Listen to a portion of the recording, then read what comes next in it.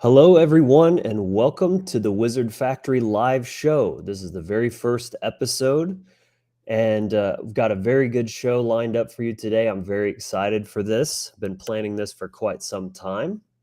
If you're new here, hit the like button, make some noise for that algorithm, help push this video out. So we've got some, just to give you a brief overview, we're going to get into a little bit of news. Analysis, mainstream news, propaganda analysis. We've got we've got an astrological weather report by the talented Rodney Goodwin joining us today. We've got a topical discussion on the importance of doing the work. This applies to every individual and one of the most important things you can do. And then, of course, we're going to end up the show with a call-in section. So I'm going to actually share the Restream link here in the comments and bring people on one at a time, and you can, have a discussion and ask questions or whatever. So I'm very excited for this. I'm so glad you're here, and let's kick this off, guys.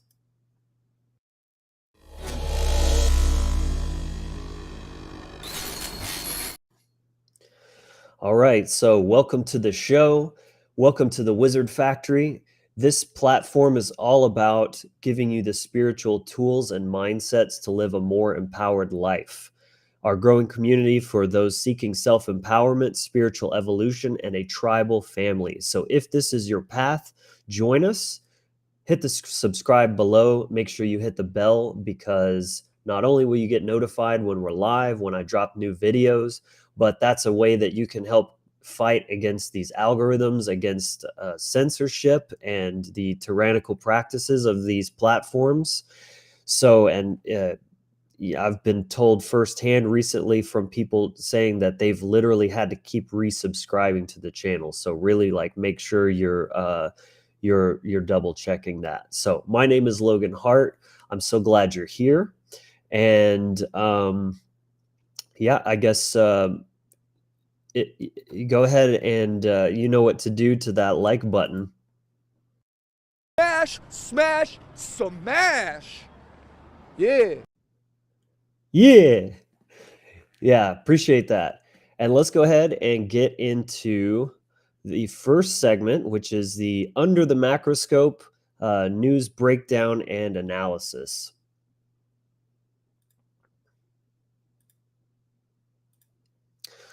So this article here, I'm just astounded by. It's an older article. It's from about a year ago, back when the Rona nonsense was still ongoing. But I think there's still a lot to be seen, a lot to be learned from kind of breaking down some of the languages of this.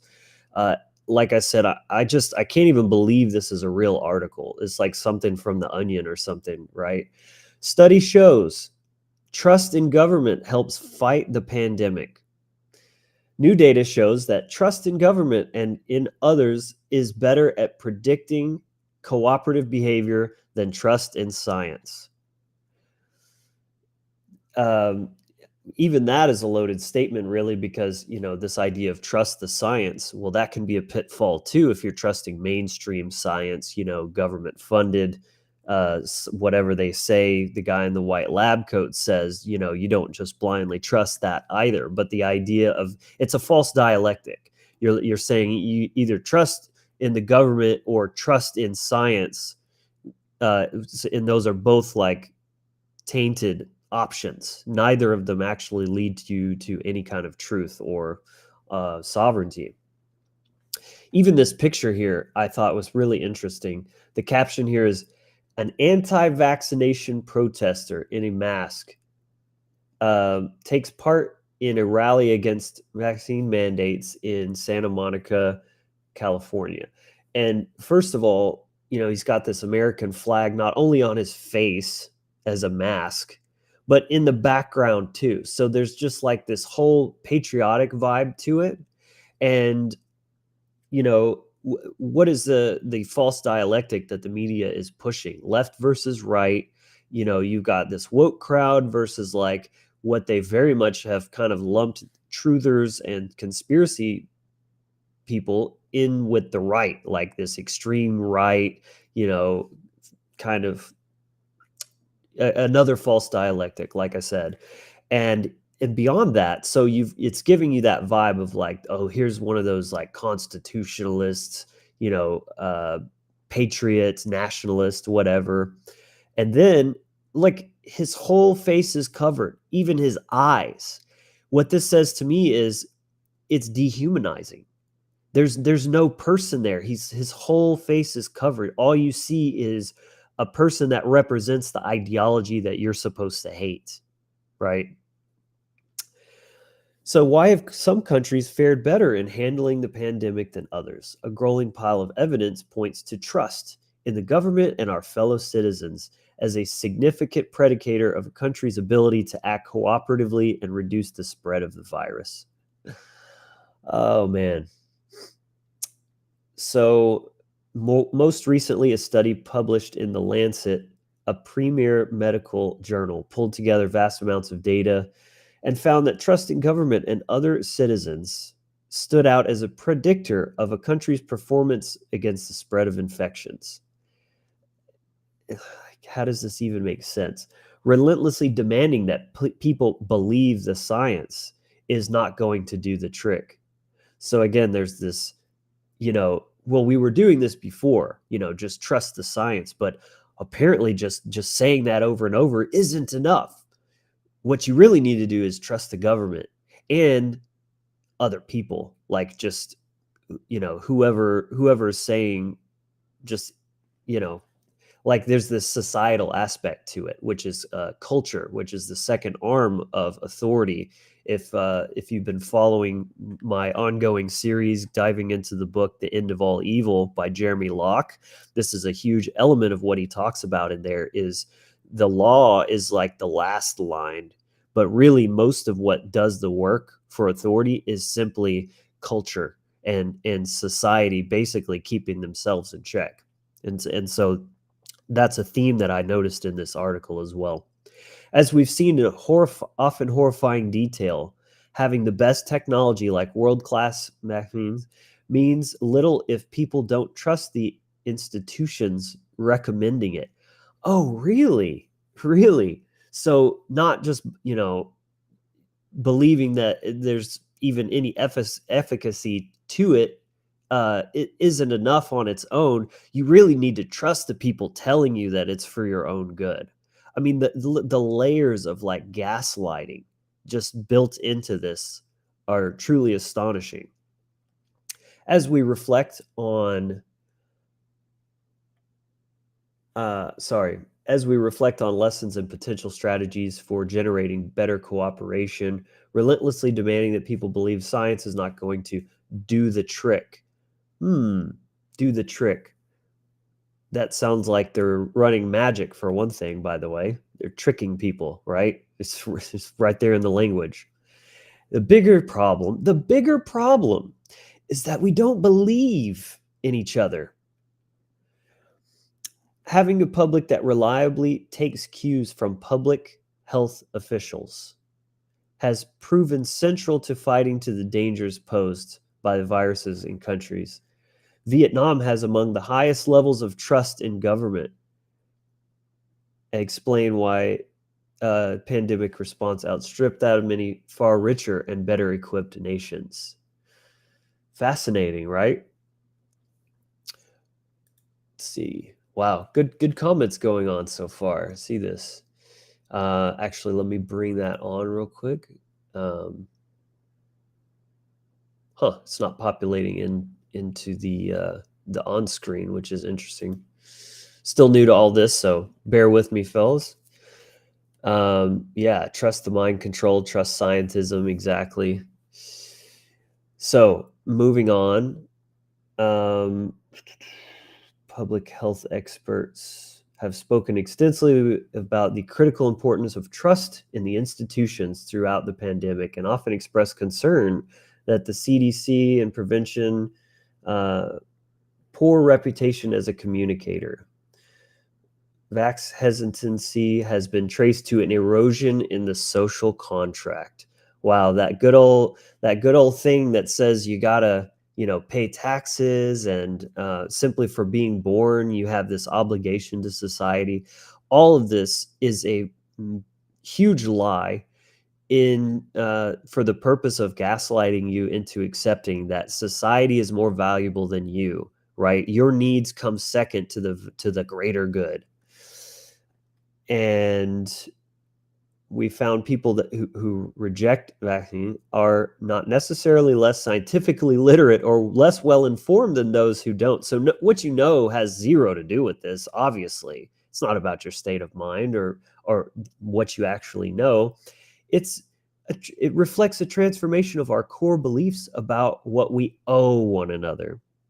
They attribute a great deal of that transformation to a global trend of governments cutting social services and delegating them to the private sector, where they're less evenly accessible, and class disadvantage breeds suspicion of institutions. So even this, if you don't trust the government, it's simply because, the right is taking away these social programs and diminishing the welfare system. And that's why, if anything, that you're going to mistrust the system, that would be why. It's all pushing you into this false narrative, this false dialectic. So it's just either like the side that they say is the good side, whichever you're identified with, and then the other side, which is the bad, the evil, the monsters, and even that is not based in truth. Also, yeah, this idea of this core beliefs about what we own one another or owe one another is foundational axiom of virtue signaling, right? This whole idea of like you owe people things. In order to be a good person, you need to, adhere to certain of these like social obligations, or else you're just a shitty person, right? Um, Also, this idea, the cost of austerity policy is greater than just cutting off vulnerable people's access to services. It also narrows people's perception of community, solidarity, and citizenship. So even that, it's corrupting what is a pure concept. This idea of community, solidarity. These are good things, but it's pushing you into this fear-based mindset of non-conformity and individuality. And austerity is defined as a state of reduced spending and increased frugality, which is also a valuable thing. But the left, as this is obviously a left-leaning article, represents the inauthentic or disempowered feminine who is frivolous with money, no boundaries or self-restraint, no concept of what things actually cost or the value, or what it takes to produce goods and currency and all this kind of stuff. It's indicative as well. If you look at phenomena like the right's fixation on COVID cures like ivermectin, so it's a phenomena that the right it's a fixation, by the way. What else does that, invoke, this idea of a fixation? Well, crackheads need a fix, right? So it's like this obsession, uh, demonizing, oh, how dare they actually like be interested in a medicine or some sort of cure that can actually like take care of the problem instead, and not their presented solution, of course. It is which has not been proven to be an effective treatment, by the way. It's evident that focusing on telling people to trust in science misses the way that people's exposure to science is always tied up to trust in authorities. Few people read scientific studies and judge them based on their merits because they wouldn't be able to understand them. People are too stupid, of course, to actually read a scientific journal or a study and understand it, make any sort of conclusions on their own. So it's inherently tied to your trust in authority, because they're the only ones that can decipher and give you the dumbed down layman's takeaway of just like, all you need to know is this, right? Absolutely ridiculous. Rather, they trust experts and authority figures who interpret studies and recommend actions based on their findings. Almost to the end, guys. The core issue with the crowds that were drawn to ivermectin wasn't hostility to science per se as much as hostility to the government and skepticism of the consensus of the medical establishment. Yeah, go figure, right? One sign of this is the fact that so many of them search for seemingly scientific guidance from outsider experts, in quotations there, often recommended through political in-groups, and indeed a lot of ivermectin misinformation has been cloaked in pseudoscience or retracted scientific articles and even recommended by groups of rogue doctors. Just the wording, man, it's hilarious. Rogue doctors, fixation, these words, like every single word is crafted to put this energetic charge to what they're trying to say. So, the fact that so many of them searched for seemingly scientific guidance from outsider experts. Are insider experts good? Independent outsider experts bad? um, let's see.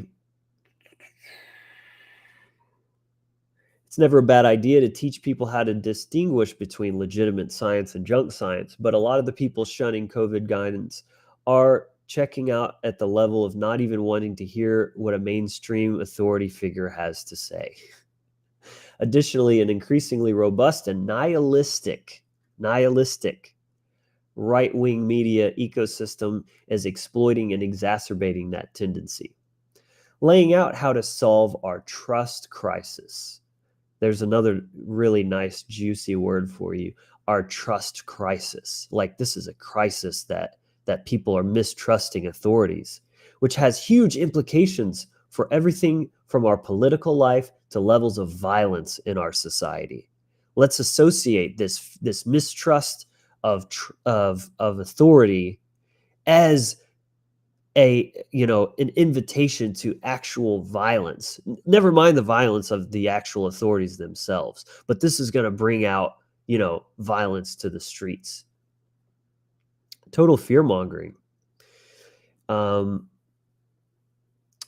see. In the last here,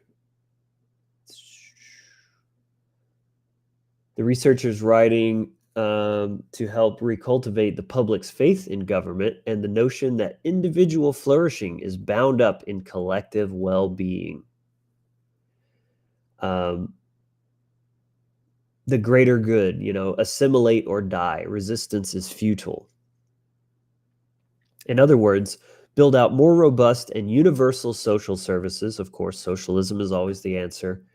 That combat equality, communicate effectively with the public. These are not quick fixes, but they're necessary ones. So, what do you think about that? Let me know in the comments. Do you like this propaganda analysis type of segments? And I'd love it if you were to share some maybe more like legitimate or reputable type news sources that you like to follow in the comments, because I do plan on having a mixture of actual news, current events that are more from trustworthy sources, as well as kind of just breaking down propaganda pieces like this. But I just really thought this article was just, my jaw was on the floor when I read this. Like, people, and the fact that like trust is even in question, that people do read this shit and trust it and actually think that it has any shred of truth or legitimacy to it. It's pretty mind blowing. So that is going to conclude the Under the Macroscope segment of the show. So then let's go ahead and quickly go over a few announcements, and then we're going to get into the Astrological Weather Report with Rodney Goodwin, who is standing by backstage right now. So we have a couple of quick announcements. First, of course, the live show that you're watching right now. This is going to be a weekly content coming out every Saturday at noon Central Time. if you like this time, if you don't like this time, drop a comment below. Let me know what would work better for you, if this is great for you. I think this is pretty good because it's the weekend, it's daytime. It's also early enough in the day that our friends over in the UK and the European areas can also tune in. It's not like in the middle of the night for them as well. And then we have the Wizard Factory shop that you can find here on the website, thewizardfactory.com. Click over here to shop. And many of you may not know that this was added. I designed all of these. I'm really happy with how they turned out. And there's quite a decent selection of different types of items. There's yoga pants for the ladies, hats, different stickers and bags. In fact, I just got this in the mail today. The coffee mug featuring the classic mountain range. It's got the website on this side. I really like the way that looks. It's got a nice glossy finish to it, and you can get this right here on the website. So, yeah, that's it for the announcements. Really quick, short, and sweet. And so let's go ahead and bring Rodney on and get into that juicy astrology. Rodney, welcome to the show, man. Yeah, man. Thanks for having me on. I appreciate the invite. And Absolutely. yeah, looks like it's going to be a great show, dude. Fantastic graphics, man. You're doing a great job, dude. Just fantastic. Thank you very much. I really appreciate that. It's really good, man. So yeah, no, we got some serious transits this month that are going on. But one of the things I wanted to discuss real quick was your statement about the greater good is basically the quote unquote apex of society, and what bullshit, because it's the individual that is the apex, and it's your individual pathwork and your individual tenacity to truth itself, and integrating that truth into your life, that is the apex, and so it's such a reversal, in context to how they actually do this. Looking at that article, what's happening there? It's spell casting. So they're actually, using the words on paper itself to create the spell cast. So when people read it, oh, it must be true. It's there in black and white. It's published. Yeah. It's a published, this is a legitimate, MSNBC, a legitimate outlet for news, and that's where people, where the miasma, the illusion, the spell cast, the dark sorcery, in context to how they wield out their agendas, and then how they then try to implement them into the collective consciousness and into the mind of the all, in context to the first law of mentalism. And that takes it back then to how things are co-created on a level of multiplicity. Yeah. And when you can get the majority of the public to buy into the bullshit, then then they're driving the narrative to their own agendas and how they're actually harvesting the energy of the human race. And it's until people start to wake the hell up and realize what's going on, that you are responsible for every action that you take on this planet, in this physical body, and that action then has an impact not only on your own personal reality and your own personal reality field, into on a public level, but it actually, as it's inputted into the collective. And this is how we are going to change it as mages, is our own internal path work, leveling up our own consciousness, coming into that space where we are really coming in alignment with truth and natural law and cosmic principle, and then allowing that to wield out into the collective to input that into it. And this is how we do it. And the more of us that do this, and the more of us that grab a hold of this, we're going to be able to actually make an impact. And people like you putting out content like this, I put my own content out as well, and there's it's starting to we are starting to gain a little bit of momentum here. We have a long ways to go, but I have hope, and I'm not giving up, and it's going to get done. One way or another, we are going to be victorious on an individual level, and then actually trying to actually change something in this world. I mean, look, man, the world has such bullshit going on right now. I mean, it's just so magnified, and with these transits that are going on, in context to that, we have a lot of really powerful energy right now. I didn't know if you wanted me to go ahead and bring up one of these charts. They're very layman, in context, but if you want me Yeah. to go ahead and share one real quick, and I can kind of go over it. Yeah, absolutely. And thank you for that commentary as well.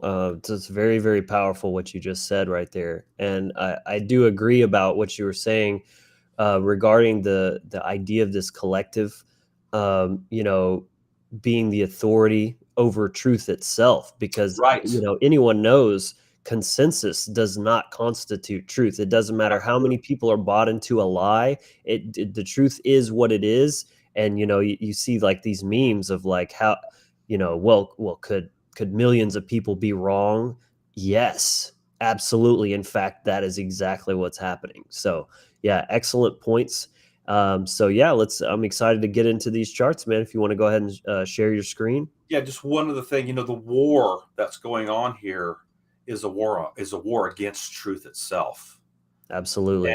And that is, that's what people have to recognize. It's not, it's not necessarily, it is occulted, in context to how things are darkened with people's minds, but when you actually are coming into an epiphany of what's actually going on in not only in your own individual life, but on a collective level. See, the awakening isn't like, oh, I see this, I see that, this occult symbol, that occult symbol, they're dropping this, they're dropping that. That's not the awakening. The awakening is your own individual awakening as to who you are. And that's the difference between what actually we're doing here, this great work that we're doing, and actually people getting pulled into another psyop, another distraction, another, this, that, whatever it may be, whatever they're trying to roll out. So I just wanted to just input that really quick.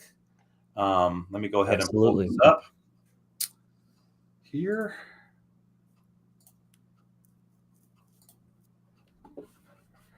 Okay.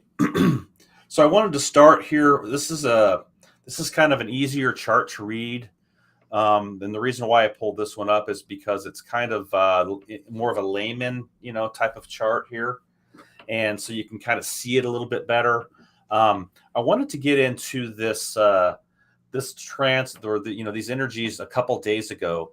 I don't know if anyone felt what was going on March 1st, March 2nd. There was some really powerful conjunctions that were taking place here. And they're still kind of in play, but they've moved a little bit off in a couple days. But we have, I want to start with this one, which is okay. So this top graphic right here, this is the Jupiter graphic right here. This looks like a 4, and this one here is Venus right underneath it. And where is it setting? It's setting in the gate of Aries. And also, one thing you cannot see here that's not on this chart that it's also conjunct with is a body called Chiron. And Chiron is basically the wounded healer. So it's your gift, but it's also the wound as well. And so what's happening here is that we have a setup. And that setup is it's a 3 conjunction setup with Chiron, Venus, and Jupiter. And what's happening here is that, the Jupiter energy, what does it do? It magnifies everything that it comes in contact with. It's magnetics. So Jupiter is like the expansion of things. And with Venus sitting here, Venus is ruling the gate of Taurus, which is right here. Okay. And what's setting in Taurus right now? We have Uranus setting there. Okay. So we've got, even though it's not here, it is ruling that second gate. So that second gate is Uranus. Okay. So that energy is connected to Venus right now in Aries. even though Uranus is not sitting there, it's sitting in Taurus, it still has an effect because Venus is carrying the second gate. Okay. And it's also carrying the seventh gate, which is Libra. Now, there's nothing going on in Libra right now down here. But what does the second gate represent in context to Libra? Relationships. Okay, so if you think about Taurus, Taurus is like it's your grounding, it's the earth element, and what it's doing is it's basically bringing you into a place of examining your self-worth and self-validation. Okay, and then the seventh gate to Libra with the Venus aspect is relationships and how you're wielding yourself as within, as without, to relationships themselves. So if you don't have any self-worth, you don't have any self-validation, you have no self-love going on in context to the Taurus aspect, how can you then have that love and that that aspect to a relationship? Because you can't, because you're not even loving yourself. See, you're not even self-validating yourself. You're not in a place where your self-worth is up at a high level, and if you can't do that and have that internal dialogue with yourself in context to your self-worth and self-validation, you're never going to have it to a relationship. Okay, so that's what this Venus represents, and it's setting conjunct with Jupiter and Chiron. Chiron is all about our healing the wound, healing the deep woundedness. And the core wound right now, in context to the collective, is betrayal, and it's betrayal between men and women. Now, I have a friend of mine that, she's in a position where she can monitor, things that are going on, within the within the collective, in an area. And she hit me up and she said, this day right here, that was when this was going on, that these suicide attempts were way up. Literally, like, people were like having this incredible epiphany that they, about themselves, and having to actually face themselves. And that's what this energy's doing. It's creating people to actually look at themselves. And the Aries energy is powerful because it's cardinal fire. But Aries can be the most, if it's not taught, by the Scorpio energy, which is this octave, which, we can get into that at another time. But the Scorpio is the teacher of Aries. So without Aries being taught by Scorpio in context to transformation and actually accessing the underworld and looking at themselves to what needs to be transmuted, the Aries energy then becomes tyrannical. It becomes very narcissistic in its dialogue within itself. And then, of course, as within, as without, that translates to how you're actually wielding the energy on a collective level. So this is how how these energies work as they're moving through the ethers. And so this setup, what's happening here with all this? It's being squared off. Now, a square is a 90-degree angle. So basically what that means is it's this red line that's coming down and it's connecting to the moon right here, okay? And that moon is where? It's in the end, it's in the sign of Cancer, or the gate of Cancer.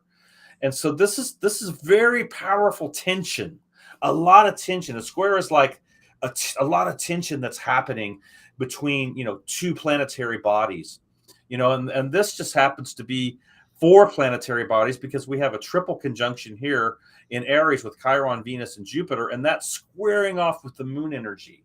So anybody knows what a full moon is, right? A full moon comes out, and it's like, okay, wow, the full moon is opposing the sun, right? So it's bringing an opposition to the sun and kind of a disconnect almost.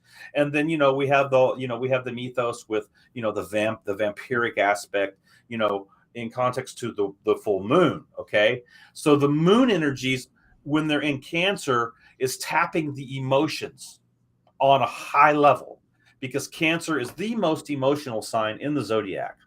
So what happens is that the Cancer energies, when they're being squared with, especially with this type of conjunction, is creating a massive wave of emotion with the collective.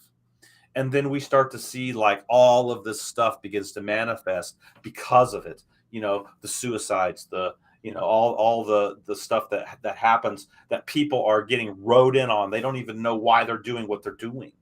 And it creates a very vampiric, a very much an emotional distortion if people haven't done any work, especially with this Aries energy. And so then that's where the manipulation comes to actually how things are being wielded out in context to that. So we see a lot of crap going on. I mean, this is just a heightened phase of it. It goes on all the time, but there's certain times when these conjunctions line up where there's like a wave. It's like a consciousness wave that gets tapped, and that dark sorcery then comes through people, and then they start to manifest. See, and they don't even know why they're doing it.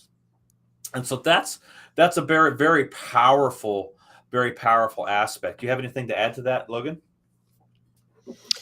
No, I'm kind of just co-managing backstage elements. You So got it. carry on, man. You're doing a great job. All right, we'll carry on here. So the second aspect that was going on here is the conjunction here with Mercury and Saturn, and that's happening in Aquarius. Now that's kind of sitting out here by itself. It's not really doesn't really have an aspect to anything that's going on. It still, though, is a very powerful conjunction, because what's happening here when we're dealing with Saturn, you got to remember what we're dealing with here. We're dealing with limitation and delay and karmic aspects. All right. So basically, Saturn, to that article that you just read, this is the actual inversions of Saturn to what we call the black sun construct. So Saturn then becomes inverted or reversed in context to its actual true energies, and what it's actually there to do is forge us. See, and it's ruled by the Capricorn energy, and the Capricorn energy is all about self-mastery. Real So quick, I want to comment on what you just said. That's so important, because I see so many of these like very conspiracy-minded kind of truther individuals. They look a little bit into the so-called occult. They see all these symbols and all-seeing eye and all this kind of stuff, and this yeah, is what these psychopaths are using to enslave humanity. So they just assume that it's all evil, that it's all bad. And Saturn is a big one of those, like next to like the all-seeing eye. It's one of those big symbols and archetypes that they assume. The judges wear black, the police wear black. You've got the Mecca cube. All these religious factions, they put cubes on their heads, and this is all Saturnian symbolism. And they think Saturn is Saturn is Satan, and like they make all these correlations and stuff like this. But the purpose of Saturn is to be a catalyst to your evolution. It's the counterbalance to Jupiter, which is expansive energy. Saturn is that crushing pressure, like gravity. Think about gravity. It's always trying to pull you down, but gravity isn't malicious. And gravity is why you have strong legs capable of carrying your weight around. If it weren't for gravity, you'd have little toothpick legs, like astronauts that spend, weeks in space. Don't start with the flat earth stuff, just mentioning that. But, that's the point. Is I see this is kind of a hang up with the Christian mindset, is seeing everything from this very black and white, good and evil yes, dichotomy. Whereas the pagan mindset, you see all of these elements are an aspect of nature. They exist for a reason, and they are there to serve you. And if you go around seeing everything as evil and hostile and just trying to oppress you or possess you, you're going to miss the lesson, and you're going to remain weak and remain a victim, rather than embracing that adversity, that challenge, that struggle, like the Hagalaj rune. That's that hailstorm, right? It's not malefic. It's actually there to help you grow. That's what I wanted to say. exactly. And that's Saturn's job, is to forge us, and to cosmic principle and cosmic law. It is the controller of time on the solar spiral, in context to the Chronos. And so when we start to understand and understand that you have to work with Saturn, if you're going to forge yourself to the Capricorn energies, and you've got to climb the mountain of Capricorn. See, and this is all about the goat. Capricorn is the goat, right? And so this is how the Baphomet aspect has been inverted in context to the black sun construct, and how they've wielded that out to the religion. See, and this is why religion becomes so toxic, because the Saturnian energies have been inverted in context to that. See, and that's how they get you. They play on the your goodness, your human instincts, and they give you a little bit of truth in the powdering technique. They pull you into the religious constructs, and then that's where that's the lockdown in context to that, and Saturn then becomes a malevolent. See, at that point, because you're always like, Christians are always looking for the demons around the corner. The UFO crowd's always looking for the UFO in the clouds somewhere. It's all constituted to bring your mind into a place where you're not actually going into your internal aspect and really beginning to look into the mirror of your own consciousness. And that's what Saturn does. Saturn forges us to cosmic principle when we're looking at the higher aspect, or the high aspect, or the real aspect of Saturn. And when it's conjunct with Mercury and it's sitting in Aquarius, what's happening there? Your Mercury energy is all your communication, because Mercury runs the Gemini gate, which is this gate right here, where Mars is sitting right now. And it also runs the Virgo gate, which is right here, which is the 6th gate. Okay, so what's happening here is that your Mercury energy is all about not only your internal dialogue and your nervous system, but it's also about how we are allowing things in our lives to be pruned, like a plant, cutting off the dead stuff that's not serving us anymore. That's Virgo. Bringing things into a place where we're doing correct protocols in context to truth and cosmic principle. And then when that's conjunct with Saturn, what's happening here, if it's happening on the inversion, just the opposite is taking place. See, with the collective. And so it creates more problems, more distortions, because we're not wielding it correctly in context to those gates that Mercury is anchoring. See. And so with the 3rd gate in Gemini, it's anchoring the Mars energy is also prevalent there, because Mercury anchors the Gemini gate. See? And so what happens is when that's going on, all that black sun and all that bullshit that's going on sitting in Aquarius, which is what?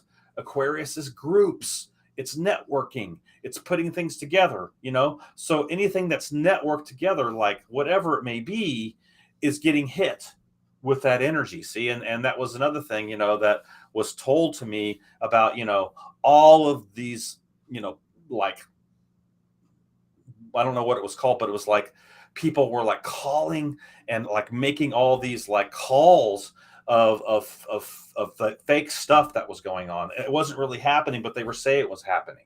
And so the communications were like getting jammed with people. And this is how it works, because when we're not communicating correctly on a high level, and we're not actually bringing things into a place where we are communicating correctly, what happens? It gets twisted. And that's what happens with the Mercury energies. It gets twisted, and our we're not balanced. The Gemini is pulling us right, it's pulling us left. We're getting pulled back and forth, and on a collective level, it's that pendulum swing. So the collective consciousness never finds any rest. It's always being charged to the left or to the right. See, and this is the divide and conquer stuff that they keep us on in context to that. So these two transits were very, very powerful going on. And we have to understand as doing this great work, that our lives on individual level have an impact to the collective.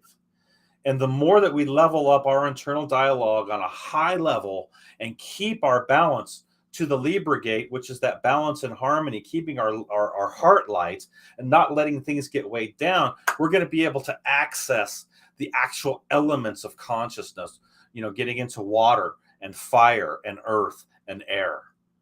And ironically, this is what they pollute: the earth, the water, and the air.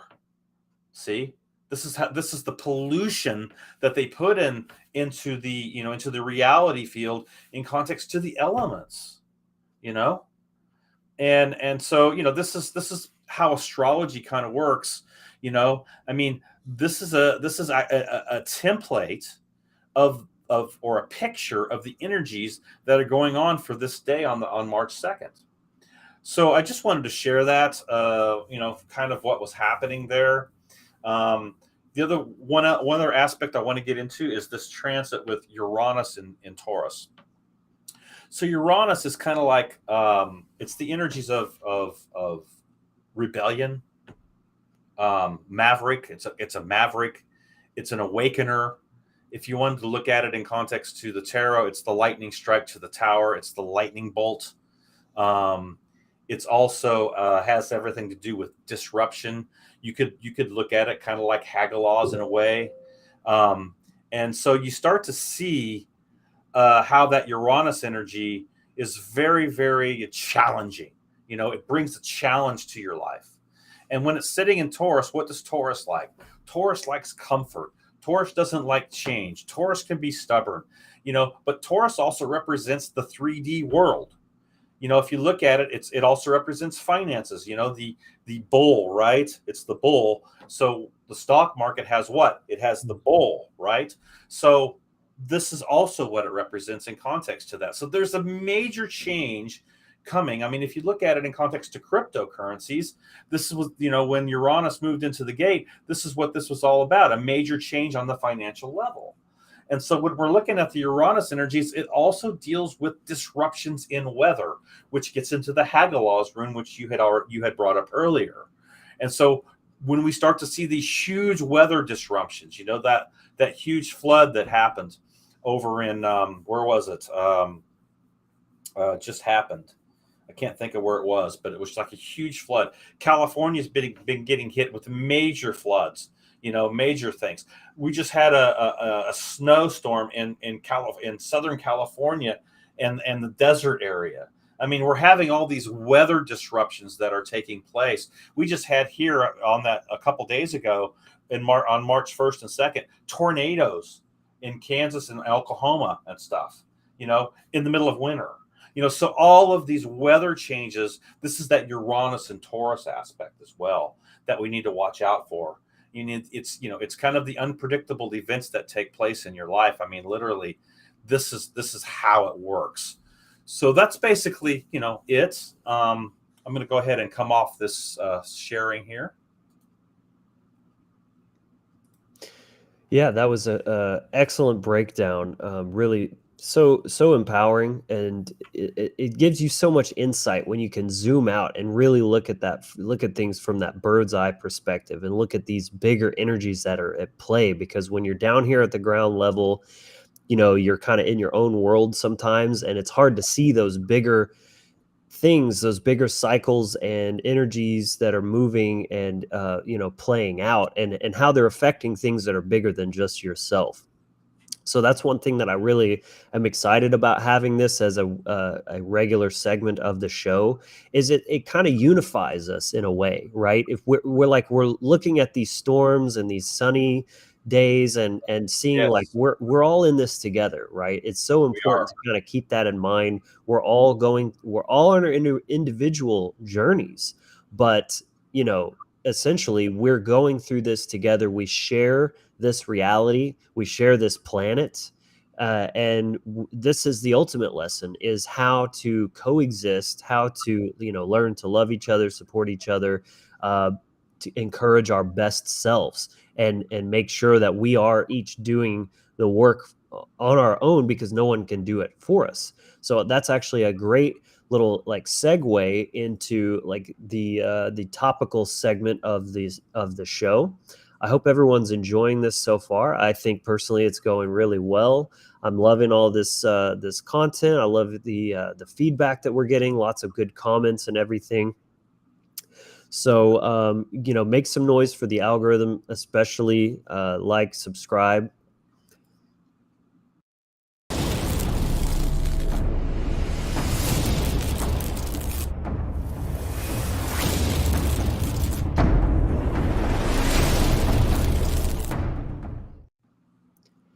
So that's going to conclude the Awesome. Talking about Uranus and the lightning strike, and boom, all the lightning's coming across the Right. Well, I awesome. love using nature elements in my imagery. If you go to the website, it's like, clouds and water and Yeah, trees and yeah, things like yeah. this. This is where where the lessons are most learned, by connecting to these elemental forces. So thanks. I'm glad Absolutely, you man. like that. Absolutely. So let's get into some topical discussion here before we're taking some calls. So if you're in the audience, you want to be on the show, if you want to field a question or just say something to us up here, be thinking about that now. And I think I'll go ahead and share the link in the chat. So let me know if you guys can see this. And I think if I hit this, then it'll pin it. So it should be a pinned message to join the show, and that's going to take you backstage where you can hang out and listen. And then when we get to the end of the segment and we get into the Q&A part, then I will just pick somebody at random and bring you on. So, be thinking about what your question is. Go ahead and click the link if you want, and hop into the backstage. And then in a minute, we'll get to that. So what we're going to be talking about today is the importance of doing the work. And what do I mean by that? Doing the work. Well, doing the work required of you as an individual, as a human being who chose to manifest here in this world.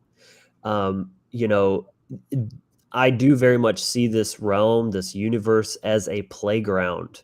For fun, but also for exploration, for experimentation. And I do think that it's important to always keep that element of play, childlike curiosity, and all this kind of stuff intact within your being, within your heart space.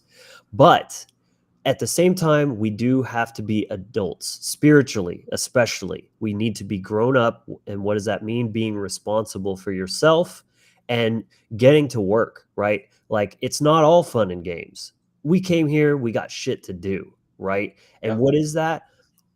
Spiritual alchemy, baby. Like, transmute, to transform, evolve, and Yeah. grow. This is our universal purpose. This looks different for every individual, but this is true for every individual. And how that shows up for you is going to be unique to you. But this, in a general sense, is what we are here to do first and foremost. I want to start by sharing a quote from one of my all-time favorite movies, Cloud Atlas, that says, "You are a drop in the ocean, but what is the ocean but a multitude of drops?" So, we are all part of a collective as a human family, but we're all individuals. And that, what does that mean? Individual.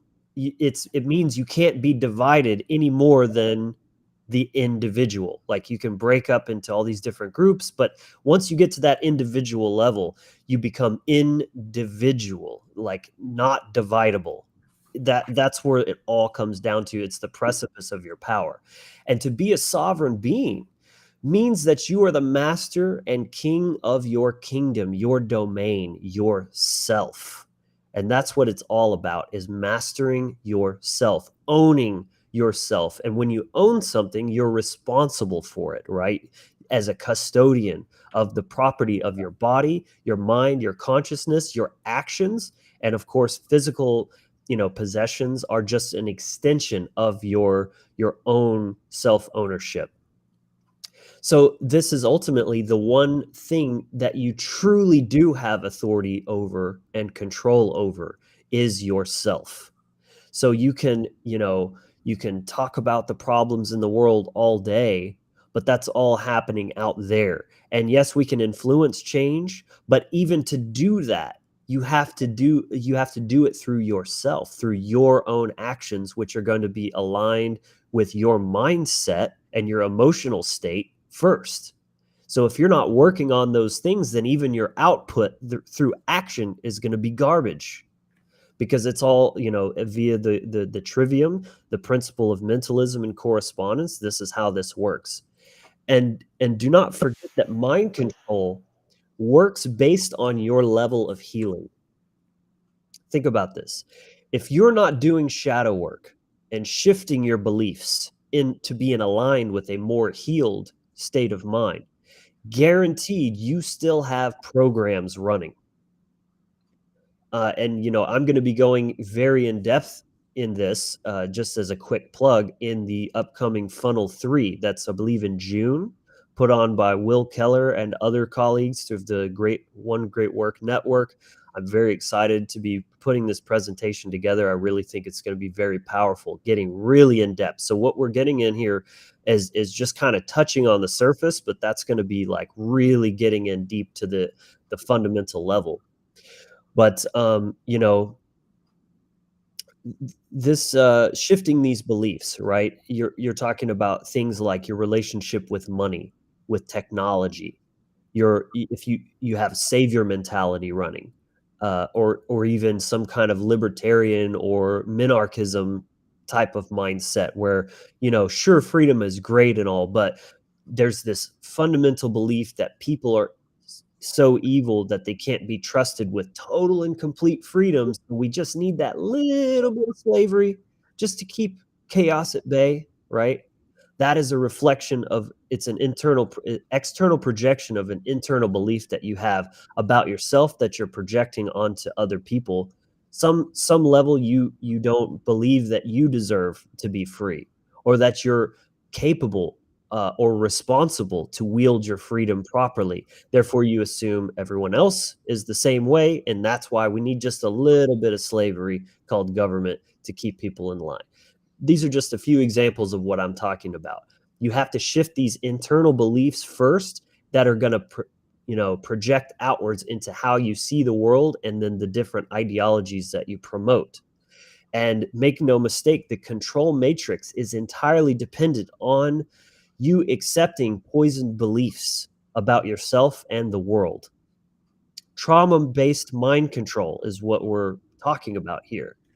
And trauma-based mind control, surprise, surprise, operates on your trauma. It relies on that. So when you heal, you get rid of that trauma, they lose all power to manipulate and control you. Okay, your mind, your emotions. And the last point that I want to hit on here is the real problem isn't out there, because via the law of correspondence, everything in the world that humans have created, both magnificent and terrible, are all reflecting of our internal state. So if you want to change that out there, you have to change the in here first. And again, sure, speaking truth, helping other people is very important, but you have to start with yourself. This is where it all begins. This is where the work begins.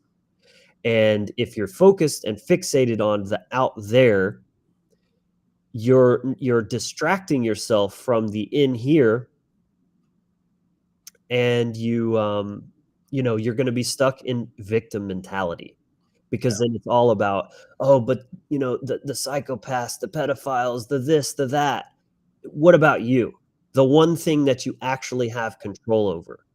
If you're putting everything secondary to that, you're just distracting yourself from that truth and from that personal responsibility to go in, take a hard look at yourself, the good, the bad, and the ugly, and shift those beliefs and mindsets that you have. And that is the only way.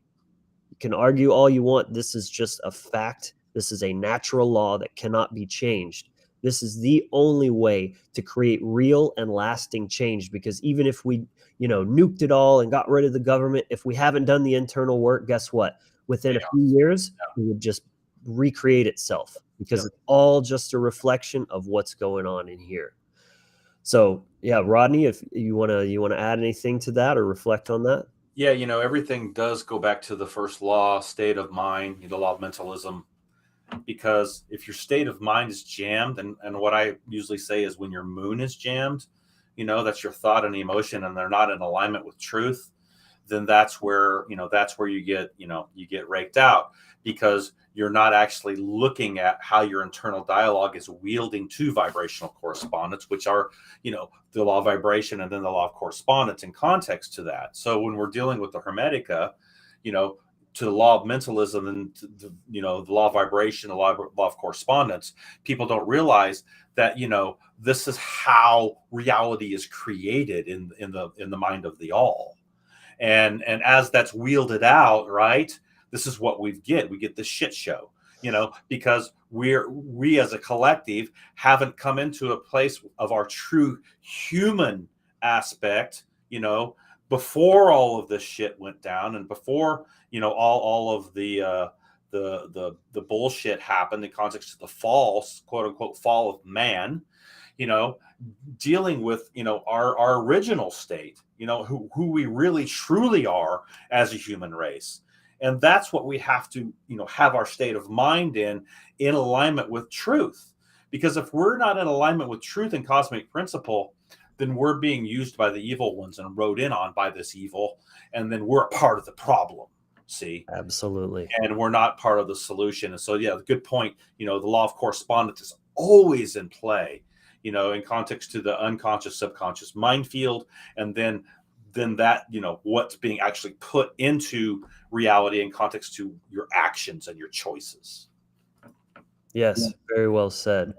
Again, that trauma is going to be the entry point for the mind control that is causing you to act in a way that is not in your interest, or even, much less serving your true purpose, your actual path, but serving them, serving it, the system, all that good stuff. Well, not so good stuff. You know what I'm saying? Yeah. I mean, if you want to be a slave to the system and you feel like that, that's where you belong, then you don't have a clue what's going on. You have no idea what's happening here. Mm. And until you actually come into the space where you make the choice, and it's always a choice, Logan. This is the deal. It's always a choice, and then cause and effect is always in play, and it's always a choice to put on the gear, to put on what you need to put on to climb that mountain. And when you make that choice, you've got to make it to reach the top. See? You can't stop. No matter what comes your way, no matter what happens, no matter if you get knocked off your horse, whatever it is, that choice, when you start this path work, when you begin, you take that first step to climb that mountain, you have to have the tenacity and the choice made that you're going to see it all the way through. That's the alchemical process that you were talking about in context to transmutation and transformation. Yeah, absolutely. That is the warrior inside of you. See? Yes, you have to commit to it. Like, just starting, a lot of people, they just start the process and then they're like, well, I did the thing, like, oh, well, I'm an anarchist now, or I red pilled and I know like the government's corrupt, or the Federal Reserve is a Ponzi scheme, or whatever. It's like, dude, Right. that's the baby steps. That's you literally just letting go of the coffee table and going like 4 steps and then falling onto your mama's knee. He's taking a peek over the wall, Yeah, exactly. So it's not about just like, oh, well, I found this one truth, or I accept this one belief and therefore I'm awake now. No, you're only awake if, at the fundamental level, until you're actually committing yourself as a lifelong process. Right. Awakening, growth, healing, these things never end. And that should excite you. That's the thing. People see that, they hear that, and they're like, well, that sounds awful. Like, well, why even start if there's no like end goal? There's no like, final destination or something like that. And it's like, well, why pick up a guitar? Why pick up a paintbrush if there's no, oh, well, that was the painting, that was the song that, completed it, and now I'm done. No, like, it's a joy to have that. Like, the more you grow with that, you build a relationship with that process, like, that is the value. It's something that'll always be there. And the thing is, like, it really only sucks the most in the very beginning. And the further you get along the journey, it only gets better from there. Like, is it going to be easy? Absolutely not. Well, why would you want it to be easy in the first place? Who wants to play a video game on easy, right? It's boring. You Right. don't, and you beat it and you're just like, like you don't feel that sense of pride and accomplishment from it. The challenge is what gives it value, Yes. but so like it's like the challenges don't ever end, but your quality of problems gets better. It's like, instead of, oh, like my fingers are bleeding and I can't switch chords very fast, uh, or like beginner problems, Yeah. turn into, I'm not sure like which mode to add to this chord progression, or like I don't know, just like your quality of problems get better. There's always something Yeah. to learn and grow, but Yeah. that should excite you. Like I said, the fact that you get to, it's not I have to, it's I get to learn and grow until the end of my days, until I draw my last breath. And Yeah. then I will know I lived a life well lived. I became the best possible version that I could have Yes. become. That's the gift. That's the purpose, It is. whatever that path may be for you. You have to figure that out for yourself too. Yeah. There's no book, there's no, guru, none of that is going to Uh, be able to tell that to you, for you, or figure that out for you. Only by going it within yourself are you going to be able to discover what that is. yeah. And your connection to the higher force is your teacher. I mean, that's your ultimate teacher. And what you're talking about there, you're talking very Saturnian energies there. Because what does it take to make a pearl? Time and pressure. So time and pressure are the challenge in context to what comes up as you're climbing the mountain. You're going to have challenges to your dialogue, to who you are, and this version of yourself, because ultimately what you want to do is level up your consciousness to being a better human being. See, and coming into a place of being powerful as a human, as a man, as a woman, and bringing that together, and then having the tenacity and the strength and the mindset, taking it back to that first law, that nothing is going to stop me from leveling up my human consciousness and awareness, making choices that are going to transform my reality field in my own space, not only my private space but my public space. And that gets into the 10-4 axis, if you want to talk about the 10th gate and the 4th gate to Capricorn and Cancer. Those are opposing each other on the wheel. But what is that? That is the 10th gate. That's your public aspect. That's your manifestation, what you're bringing into the reality field in context to your choices, your mindset, and how your thought and emotion are aligned. Your Cancer energies are your self-care, and that's dealing with what? Your private life. So your Mhm. private life and your public life have to match frequency. You can't be having a fucked up private life, right? And being all screwed up in your private life, and your house is a mess, and you're a hoarder or whatever, and you got all this shit going on in your private life, but in your public life you're putting on the mask. See, Right. You're living a they're lie. not in vibrational correspondence, so you're going to have an absolute disaster of entropy and absolute stagnation and chaos. See, Yeah, because that's a you're great. not matching, that 10-4 axis. You're not, those frequencies aren't matching themselves in alignment. you know Right. That's a so many great. people do that, man. Oh, you come into their house and their house looks great, but you look in their closets and they're an absolute mess. See, Right, you right. know Part of doing the work is it is. being a person of integrity. And when I think of this word, it on its face, typically what it means is like to be a good person even when no one's looking, right? Which, that's a Right. perfectly fine uh definition of the word. But what I think it means at a more fundamental level, in fact, I think this would make a good like podcast episode or something to really get into, is integrity is to be integrated. Oh, nice. Yeah. Integrated. So you have that alignment of not only your external facade, but how you're living in private, as well as your internal world, alignment of your thoughts, your emotions, and your actions all together. That's true integrity. And that's why I have this kind of controversial view that an evil person can actually be a person of integrity if they're, and in fact, most of these dark occultists that are running the world, they have integrity. Not only do they have alignment of their thoughts, emotions, and actions, they've Yeah. got their shit lined up, and that's why they're winning, because reality is rewarding that courage of like not just talking about it, right? Not having these secret meetings. They're actually doing shit and Yep. making it happen. And they're pretty much telling you about it too. So they even have alignment with their words as well. I mean, yeah, there's definitely a case to be made about the deception and the covert nature of symbolism and allegory and all this kind of stuff. But regardless, that's kind of my take on that. Is integrity doesn't necessarily mean like you're a moral person. It means you're integrated. Now, to be totally integrated means you're also integrated with truth and morality. So maybe there's a bit of a kind of like a relative aspect to that, where you have integration with that, but you're missing that truth component. And that's what's going to actually bring you into being a moral person, is integrating with the truth as well. Well, that's how they get you, though. See, it's the paradox, right, between good and evil. That will probably it's just you can't resolve it.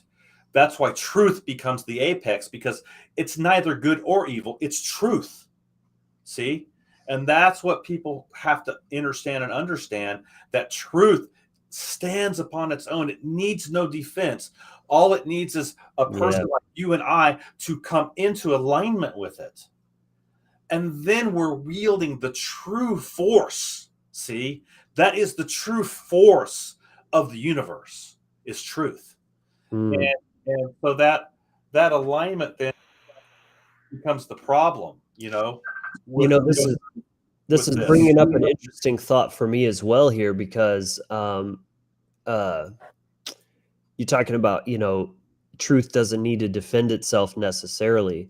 It's one thing to speak truth, right? And sometimes that is required, but to speak truth, you're kind of taking this very like literal approach, right? Let me explain it. Let me break it down to you. This is what truth is, or whatever. But again, taking it back to the pagan mindset, what is that but to view everything through allegory and narratives, right? Mythology. This doesn't have to be some like grandiose, super like ripped dude in the like riding a cloud with a hammer and all this kind of stuff.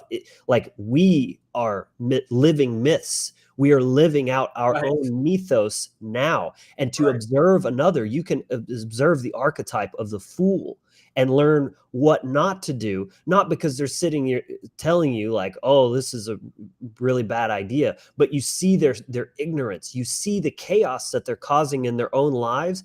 And I believe that is even more potent, because it's speaking to you from a subconscious level. You're seeing the allegory of this person, the way they live, and the results of those actions. Just like if you were watching a movie and you find out this is what happens to them in the end based on the choices they made. You're viewing that through that lens, whether you realize it or not, because this is just human psychology. And so on the flip side, I'd say it's even more powerful for more powerful than teaching truth verbally and literally explaining it to people, being an embodiment of it, living the truth, living and teaching by example. Because, there's dime a dozen these gurus that'll tell you live this way, don't live that way, or whatever. But what is that old saying? I think it's from the Bible, dare I say, you'll know them by their fruits. That's the ultimate tell, is like, what are they actually manifesting through their actions? Are you going to take money advice from a person that's always broke and asking for, handouts and stuff? Right? That doesn't make any sense. You want to go learn from somebody who's a successful businessman if you want to know how to make money, for example. Right. So, just living that truth, being the example, is far more powerful, especially when it comes to like freedom, telling people freedom's great and you shouldn't pay taxes or whatever have you, versus, hi, nice to meet you. I'm a homesteader. I grow all my own food and it's great. Come over for a meal tomorrow. And you don't have to tell them shit. They see your life. They see how free you are. And if that's something that is calling them, is resonating with them, they'll start asking you the questions. They'll be like, oh man, like I'm very inspired by your lifestyle. Like, how did you do this? How did you achieve this? And then they're asking you the question rather than you being some evangelist and trying to shove it down people's throats. Right, right. And yeah, because that is the witness. Your life is the witness of truth. Yes. And how much you've integrated, how much you haven't, how much work you still have to do. Because we all still have work to do. We all, no one's arrived here yet. So I think that a lot of times we hear something or we see something and we're like, oh, I want to do that, but you don't know the backstory. You don't know what it took that person to get to that place. You just want the glory of it, but to get to that place, you have to go through the initiatory process and the rites of passage, which we've lost in our society. In context to getting back into the paganistic aspect and the actual rites of initiation and the rites of passage that were actually put on, men and women coming into the tribe, if you want to get into that aspect, actually being a part of the tribe, they have to go through the initiatory process, they have to prove themselves, and and this is what we've lost in our society. We think we're just a bunch of entitled little idiots running around thinking that we're entitled to everything and we don't have to work for it. And that's the mindset of Christianity in context. If you want to look at it, Jesus did it all for me, so I don't have to do anything because he did everything for me. All I got to do is accept that sacrifice. Boom, I'm in. Yeah, I call it spiritual welfare. Exactly, man. And it doesn't work that way. That's not cosmic principle. That's not natural law. It's not how it works, So if you want to escape into that bullshit, in context of that illusionary aspect, and that gets into the malefic aspect of Neptune, if you want to really look at it from the solar spiral, in context, and the Pisces energy and the, all of that bullshit that goes on with, how they use the Piscean energy during the Piscean age to create religion, this is how it's done. And that's where all the Abrahamic religions came from in context to the age of Pisces.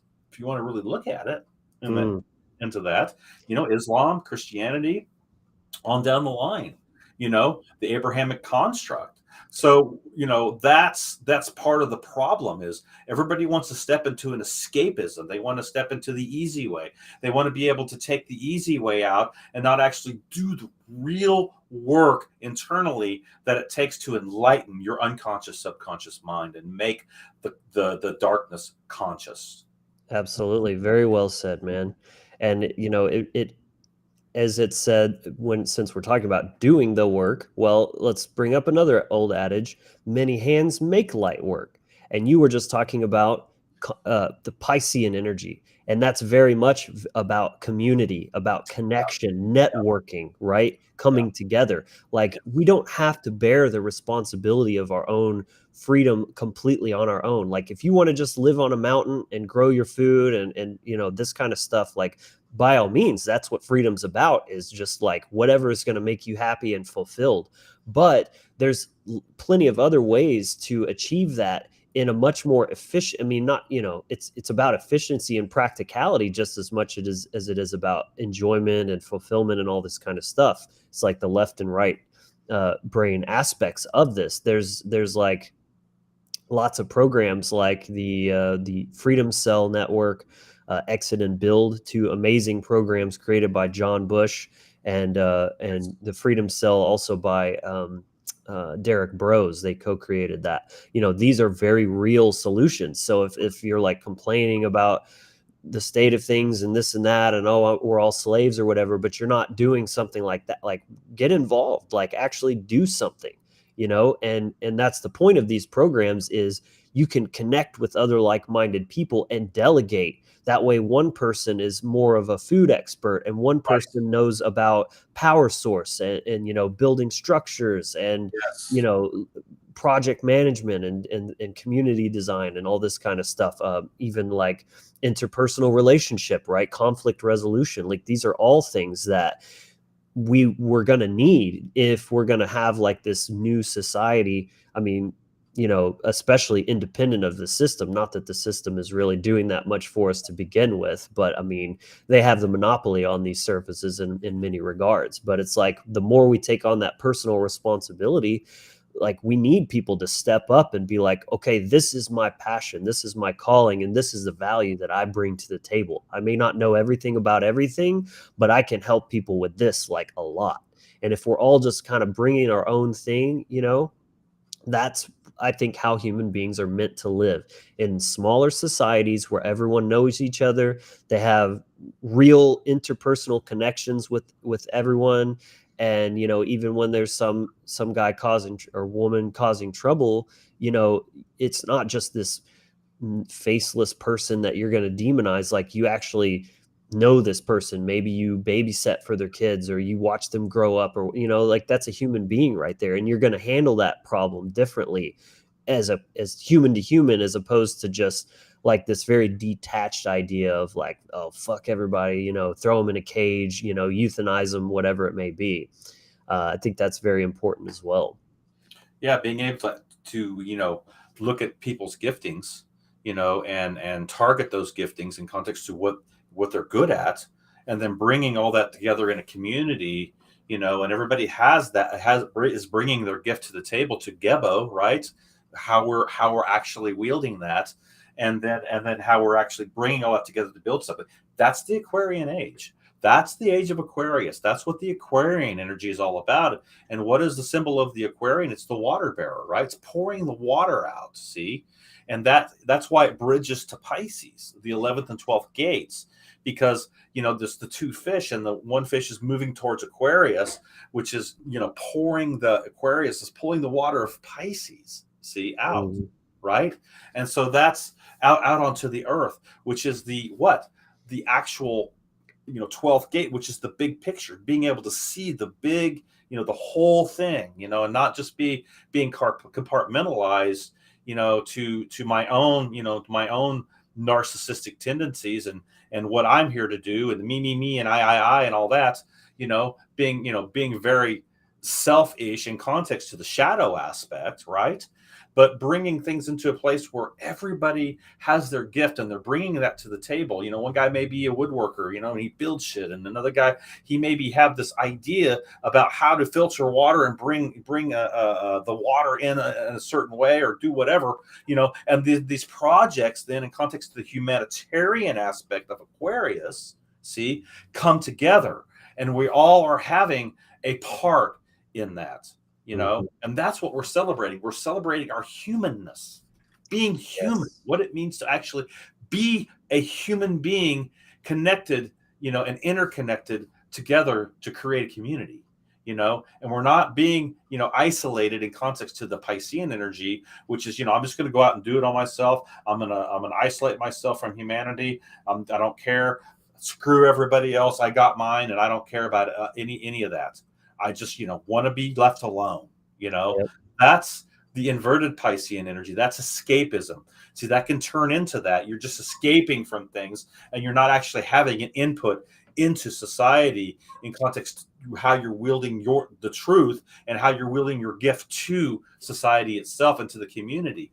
That's the Aquarian energy. That's what we're coming into. This is what we need to integrate. Yes.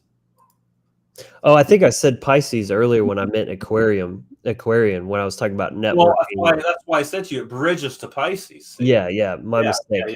I was thinking one thing, but my mouth Yeah, said something right, else. right. So yeah, great discussion. Honestly, I'm loving this. If you're watching and you're enjoying, again, hit that like button. It really helps. Drop a comment below. What do you think of this? And we're getting ready to get into the Q&A section. So, first of all, are y'all able to see the link that I pinned to join the show? Because I haven't seen anyone joining the backstage area to come on. So if you're interested in asking a question coming on the show, find that link and click on that so I can see you pop up in here. And if and so, by the way, you don't have to be on camera if you don't want to. So I don't want that to deter you. If you just want to only have audio and keep your camera off, that's perfectly fine. And then, of course, if you just want to drop a question in the comments, I'll try to answer a few questions that way as well. If you could put the word question in all caps first, so that my eyes will recognize that this is specifically a question and not just another comment. So put question and then put your question after that. So now's the time to be, dropping the questions down there. And if you'd like to come on the show, then click that link now. Rodney, I know it's probably about time. You had another thing you had to go do. Just letting you know it's coming up on 1:30. I got a few more minutes and then I got to head out. But yeah, I got about 5 or 6 minutes here. I can still hang on a bit. Yeah. So again, everyone, drop your questions below or click the link if you want to come on to the show. I'm going to run a few quick little promo videos real quick, and then we will get into that. Again, if you're liking the video, you know what to do to that like button. Smash, smash, smash. Yeah. Do find us on social media. I'm on either you can follow my personal pages, but of course the Wizard Factory as well. We're live on Facebook, YouTube, Twitter, and Twitch at the moment. So go find, if you go to our link tree, linktree.com/The Wizard Factory, you can find all those links as well.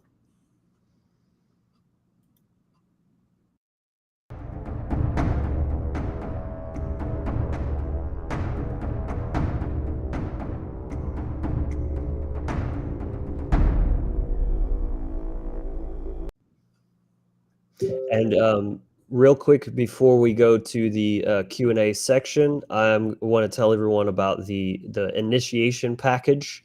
It's a free download, so do check that out, and I'm going to run that video now. Hey guys, hope you're enjoying the episode so far. I just want to take a quick moment to offer you a special gift. It's the free initiation package download. This is a free download package that includes the Toolbox mini course. I created this package to equip you with all of the essential tools you need for any type of energetic or magical practice for anyone serious about their spiritual development. It's comprised of 3 parts: the circle, the breath, and the voice, where you'll learn how to cast the Circle of the Magi, various breathwork techniques, including a powerful guided breathwork meditation, rune galler, and more. You'll also get access to the Inner Sanctum, our private Facebook group and Discord server, as well as some Wizard Factory wallpapers for desktop and mobile, all for free. And for those who've already seen this course, I'm happy to announce that this is a brand new remake with better production and even more information. You can find the link to get yours in the description below. So check it out, and let's get back to the content.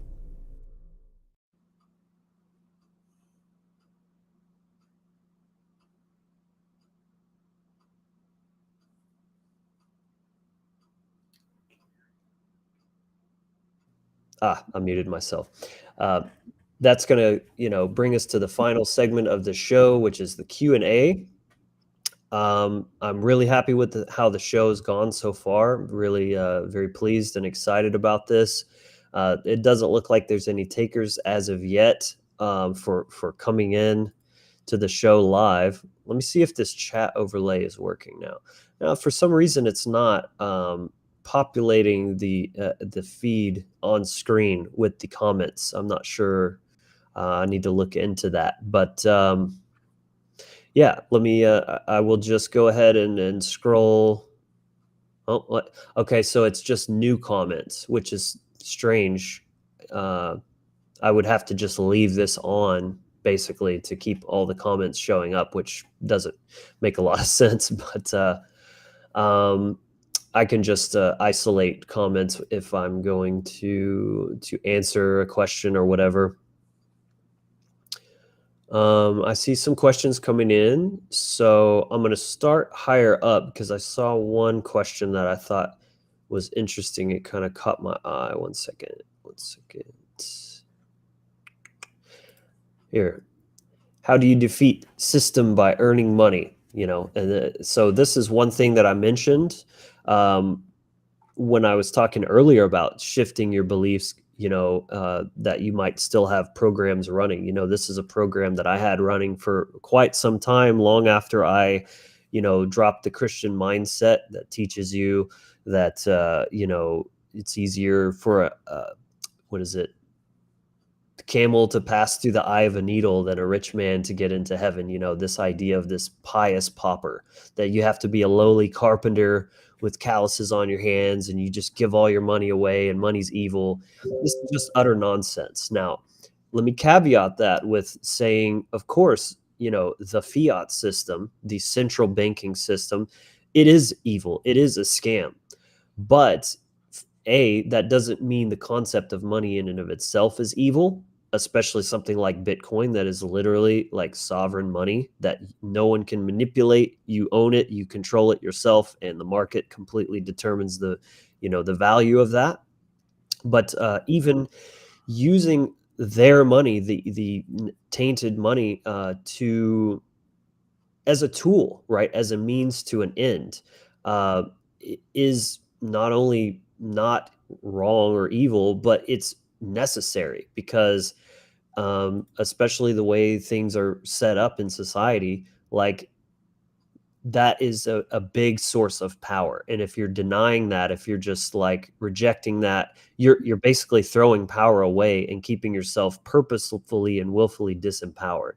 And the whole thing behind this is too, I mean, it's one thing if you're hoarding money, but the whole idea is you get money so you can spend it on, better tools, better technology, better, like, more time freedom, right? These are things that can actually serve not only your goals, your purpose, but humanity as a whole, right? To me, for example, I can buy better musical equipment and make better music. That's one of my purposes in life, is to be a musician. So that allows me to share my gift more, efficiently and more like abundantly than if I was just walking around on the streets with some haggard, beat up, acoustic guitar that I got from a pawn shop and sounds like absolute shit. Like, that's not going to affect people in the same way.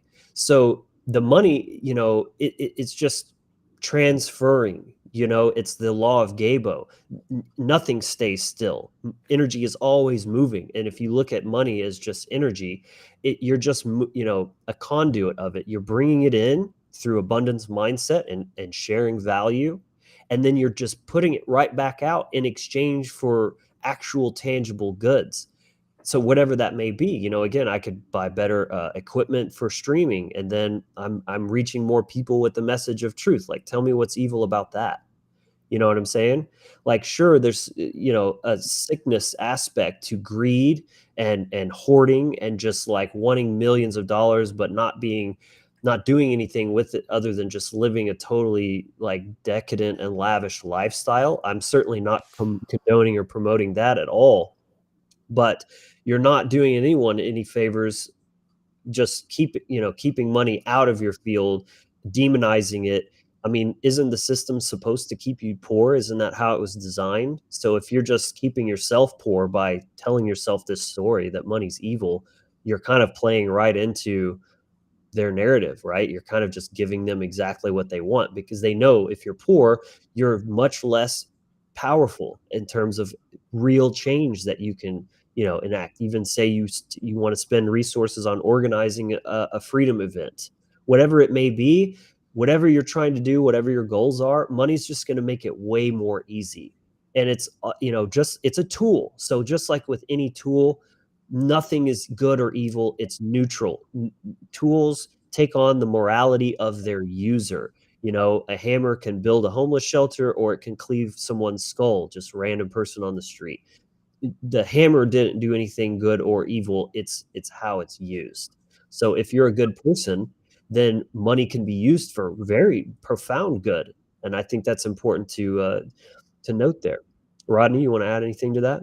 Yeah, the other thing I just want to say is that the debt is the problem with money, because what happens is they create the money out of basically thin air, Mm.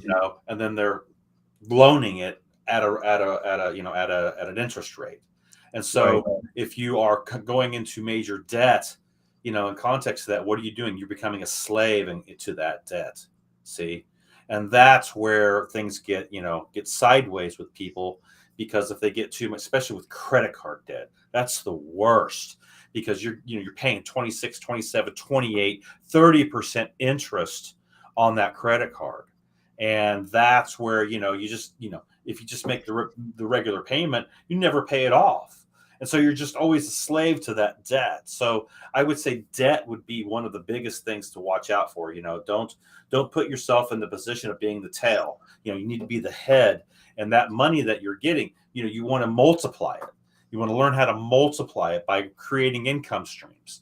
And this is how we do it. We have to work with the system that we have, but we have to be smart with it. We have to be wise as, serpents of wisdom, be wise in how we're wielding the finances in context to energy, what you said, because it is energy. That's what it is. And so when we're dealing with the financial realm and money, number one, we want to create multiple income streams. Number two, we don't want to, be the person who's going into debt, credit card debt, because we need something, but we can't afford it. If you can't afford it, then you don't get it until you can, and that's kind of how I've started to live my life, just bringing things into a place where, you're becoming, wise with your finances, and not allowing the banking system to put you into a position where you're serving it with debt. So that's just my 2 cents on that. Yeah, I mean, like, the show is called The Wizard Factory, right? It's all about wielding your magic responsibly. Money is magic, absolutely. It's spells, it's the one eye, whatever you want to, call it. It is all those things, but it's like, how are you wielding your magic? That's what it all comes down to. That's kind of the theme of this show, with even doing the work. If you have this low self-worth image of yourself, of course you have this fundamental belief that you don't deserve to be wealthy, that you don't deserve to have nice things, even that there's absolutely nothing wrong with that. No. Rodney, I know you could corroborate this by talking a bit about looking at the Venus aspect of just the finer things in life. Like, that's a beautiful thing to experience as a human being, right? Why shouldn't you have nice things around you? They don't rule you, they're not owning you, but there's nothing wrong with having things in your life that you love, that you inanimate things that you like to have around you, that and this is the thing. We, as mages and as people who are doing this work, we have to have intent and purpose in context to what we're focused and what we're wielding to certain aspects or certain things that we want to manifest in our lives. And having things around you that make you happy, there is absolutely nothing wrong with that. That's the tool of energy. That's how, how you're supposed to work with things, Yeah. That's what's going to motivate you. It's one thing if that's all you care about. Yes, that is a problem. That is a symptom of sickness. But simply enjoying those things, liking pleasure, liking, luxury in some forms is not. There's nothing wrong with that. So I think we've made our point with that. Let's move on to another thing here. We have what tools do we have to fight the system? Well, as we just spoke about, money is one such tool, but then what are the many things money can buy? Technology that allows you to reach more people online, for example. Even like, say, again, I like the perspective as a musician. Say you get better equipment for writing music, recording music, and then you can make songs about, like, fighting the system. It doesn't have to be about, like, shaking your fists at government buildings or whatever, but hey, how about doing the shadow work, taking a honest look at yourself, as we discussed earlier? That's the real way to fight the system, is to heal yourself. Because again, then they have no power over you. They can't exploit your weaknesses in your psychology. So, I mean, the tools are infinite. And that's why it's so important to connect to your own purpose. Because whatever that path is that's laid out for you, or that you lay out for yourself, that's going to determine what are the tools that you can utilize to catalyze that process and get you where you're trying to be faster and more effectively, right? Essentially, that, again, taking it back to magic. What's the goal with that? To be effective, to get the outcome that you're going for. This is, natural law. If I do this, this will be the result. If I try this other way or I use this better tool, I'm going to get a better result. Why wouldn't you, maximize your energy output and to get the results that you're going for? So I mean, there's, so many tools. You have to use your imagination, right?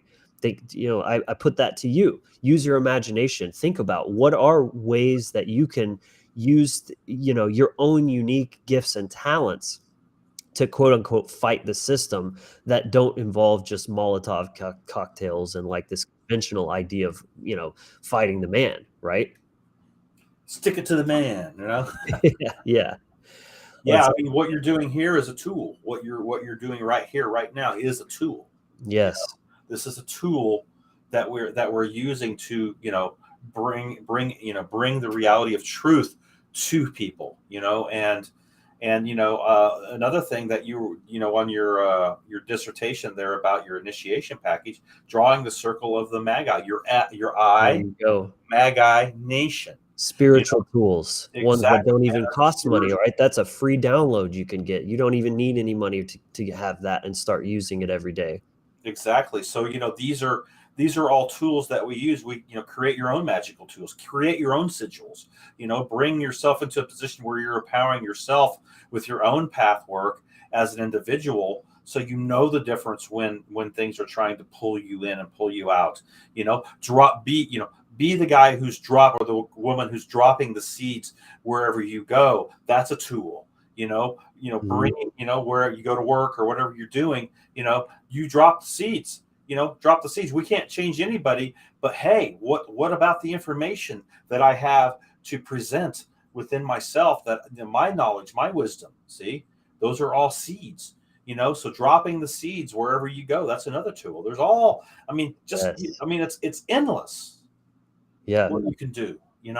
And check out freedomcells.org as well, because that's a really good tool for connecting with, like-minded liberty type people. Yeah, but all this is predicated on your self-worth, man.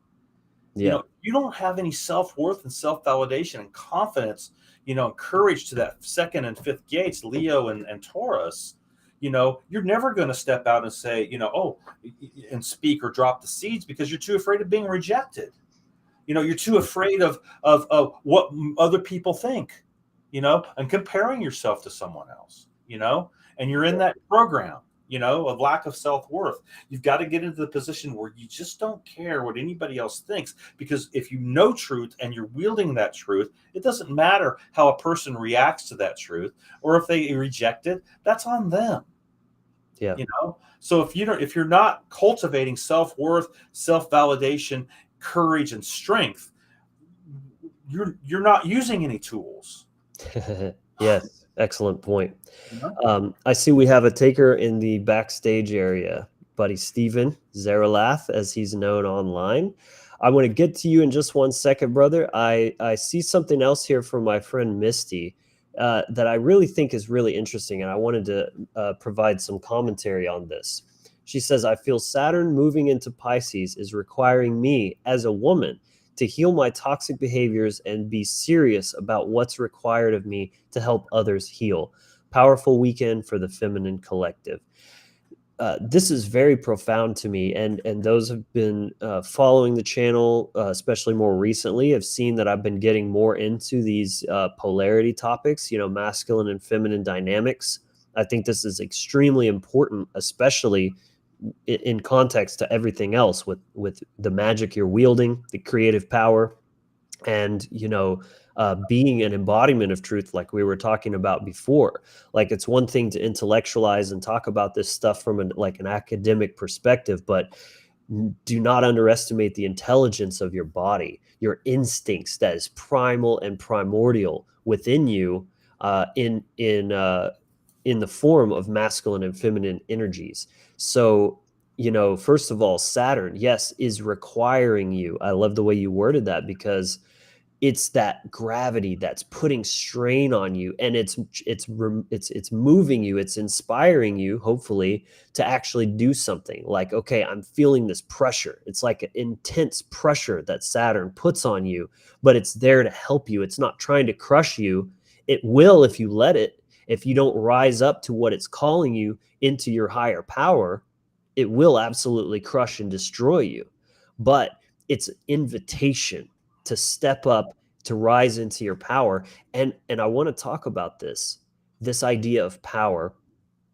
This is a big deal when it comes to these masculine and feminine energies, and especially like this neo liberal viewpoint of what these energies actually are. And it's all about women empowerment, being a boss bitch, being all these kind of things. This is masculine power. That is not to say that the feminine isn't powerful, but you cannot conflate masculine power with feminine power. They are two very different things. And their idea is that, like, men shouldn't be powerful. They should be subjugated and just like sit in the corner, not be men, but that women should be men. And that's the only way to like become a woman, or truly be a woman, is to rise into like this masculine form of power. Right. And you're talking about helping others heal. That is a perfect example of the feminine power. It's not about brute strength. It's not about like making shit happen and fucking, making all this money and shit. It's about that nurture and care that is so profoundly powerful, but it's not a masculine type of powerful that's like, brute strength or anything like, assertiveness or anything like that. It's that care, that, imbuing with that care energy, that nurturing energy that's going to bring something back into a better form. That's very, very powerful, I think. Yeah. Yeah. All right, man. Real quick, the Saturn energies in Pisces is all about basically, Pisces is anchored by Neptune, which is the unconscious, subconscious aspect. So Saturn's coming in to help forge that aspect and bring things into a place where you're actually accessing it on a higher level. And this is the Saturn energies coming into Pisces. And ironically, Neptune is sitting in its home in Pisces as well right now. So this aspect that coming in is really going to hone your psychic and empathic abilities as a feminine aspect. It's going to hone those, and it's going to show you what's still blocking, your abilities and your giftings in that area in context to that. So as this transit begins to happen into 2025, we're going to see the feminine aspect in context to this, being able to look at, the empathic and intuition, the empathic and psychic abilities, and bring those things into a higher place. Saturn's going to forge that into a higher aspect. So I just wanted to address that to Misty, because, that is one of the things that, you will see with this particular transit. Yeah. And one last thing to add to this comment, I just love it. The fact that she said, as a woman, to heal my toxic behaviors and be serious about what's required of me. She's taking personal accountability here. Yes. This is what's required. This is what it's all about. Owning your shit, all of it, even the parts that you see as, ugly and unlovable. If you want to change those things about yourself, if you really don't like that, you don't have to accept that, but you have to take ownership of it, that this is how your current condition, but understand that condition is changeable. Mark and I recently had a great talk about, this exact kind of thing, like conditions are changeable. So I recommend checking out that episode on the channel as well. But we've got Steven backstage. I'm going to bring him on for just a moment. What's up, man? Hey, can you hear me? I sure can. Congratulations on being the first call-in guest to the Wizard Factory show. Congratulations on your gigantic cojones, because apparently everyone's a little shy, and that's okay. Maybe they just needed somebody to go first and set the precedent and see, like, okay, that wasn't so scary. Like, I could do that, right? So Give me 3 months. I'll embarrass myself, and you'll understand why everybody's a coward. So welcome to the show, brother. You have a question for us. Woo. Well, I wanted to, I wanted to share just a couple of my thoughts, because so much has happened to me over time, where I made all these changes within myself that manifested outward, and really helped kind of put a bunch of other things into play, right? And so, like, if anybody's a example of the practical application of this that isn't coming from some like normie perspective, like like pickup coach, coming from some guy who's in full acknowledgement of the evils of the world, the problems with how you were raised by your parents, the whole thing, etc., and going through all of that yourself, and thinking the world works a certain way, and not taking care of yourself, because at least not in the right order of operations, where because I'm like you, musician, like, is still can't kill it, gonna make it one day, even though I'm in my mid 40s now, right? And so so also it's kind of that irking of when you're in your mid 40s, you're approaching your Uranus opposition to your own natal opposition, and a lot of people will tell you that's kind of like your, quote, midlife crisis, unquote. And I was thinking about that. It's like, well, that's daunting, because midlife crisis is often like for losers of that age. So how do I take care of myself like that, right? And doing a bunch of exercise and completely changing who I am without changing who I am turned me into like the superhuman version of myself, and it's helped me fix all sorts of sleeping issues, energy issues, capability of doing jobs, working a job during the day, and then other little interlife management things that were all starting to come together. And at that time, the only thing I knew is that with everything that they had especially unfolded since that dreadful year, the only thing I have left is me. And the vessel that I am driving is terrible. So I had at it with that, and But it's like we were just saying, that is a condition which is changeable. And I admire that, rather than being a victim and just and letting that be an excuse to perpetuate your self-loathing or whatever, like you just refuse to accept that that is like your fate, and that you can change it, and that you want to change it, and then actually going after that. And I commend you for that, man. I've been seeing your journey unfold for months now, and it's very admirable.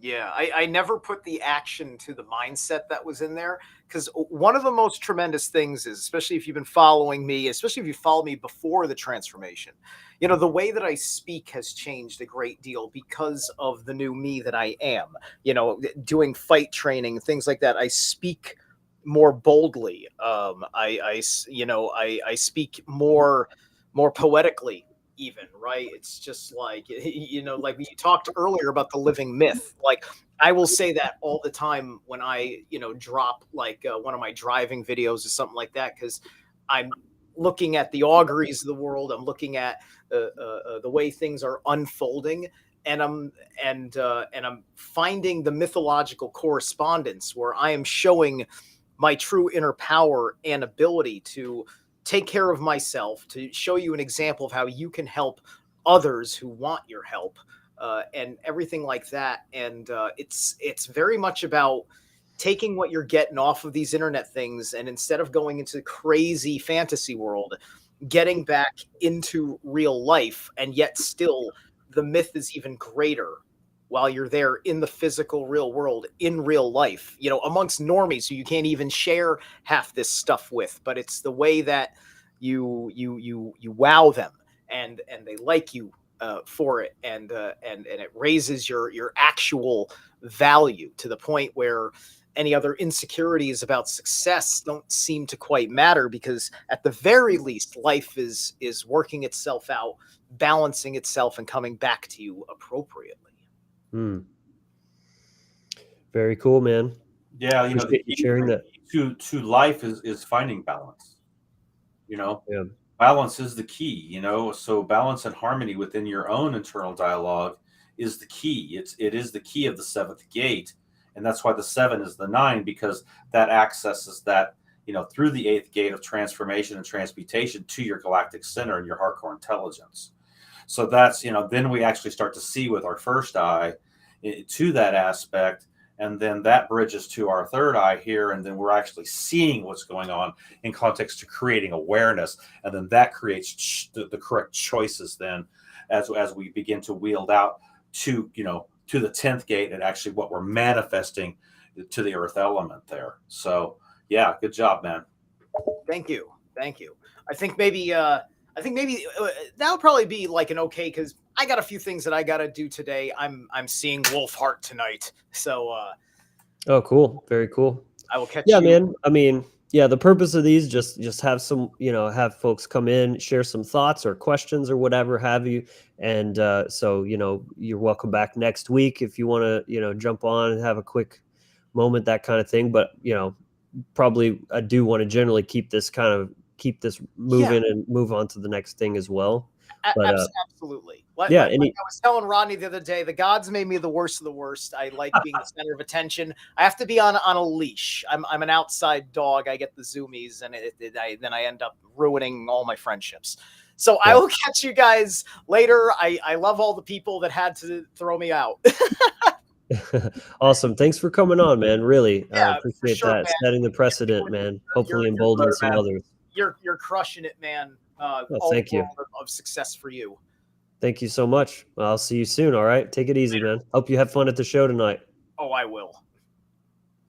All right. So I saw this question here. I thought would be a good one to get onto, and probably be looking at wrapping up. We're actually coming up on the 2 hour mark already. I can't believe it. This has been so much fun. I just feel like I could go all day, you know.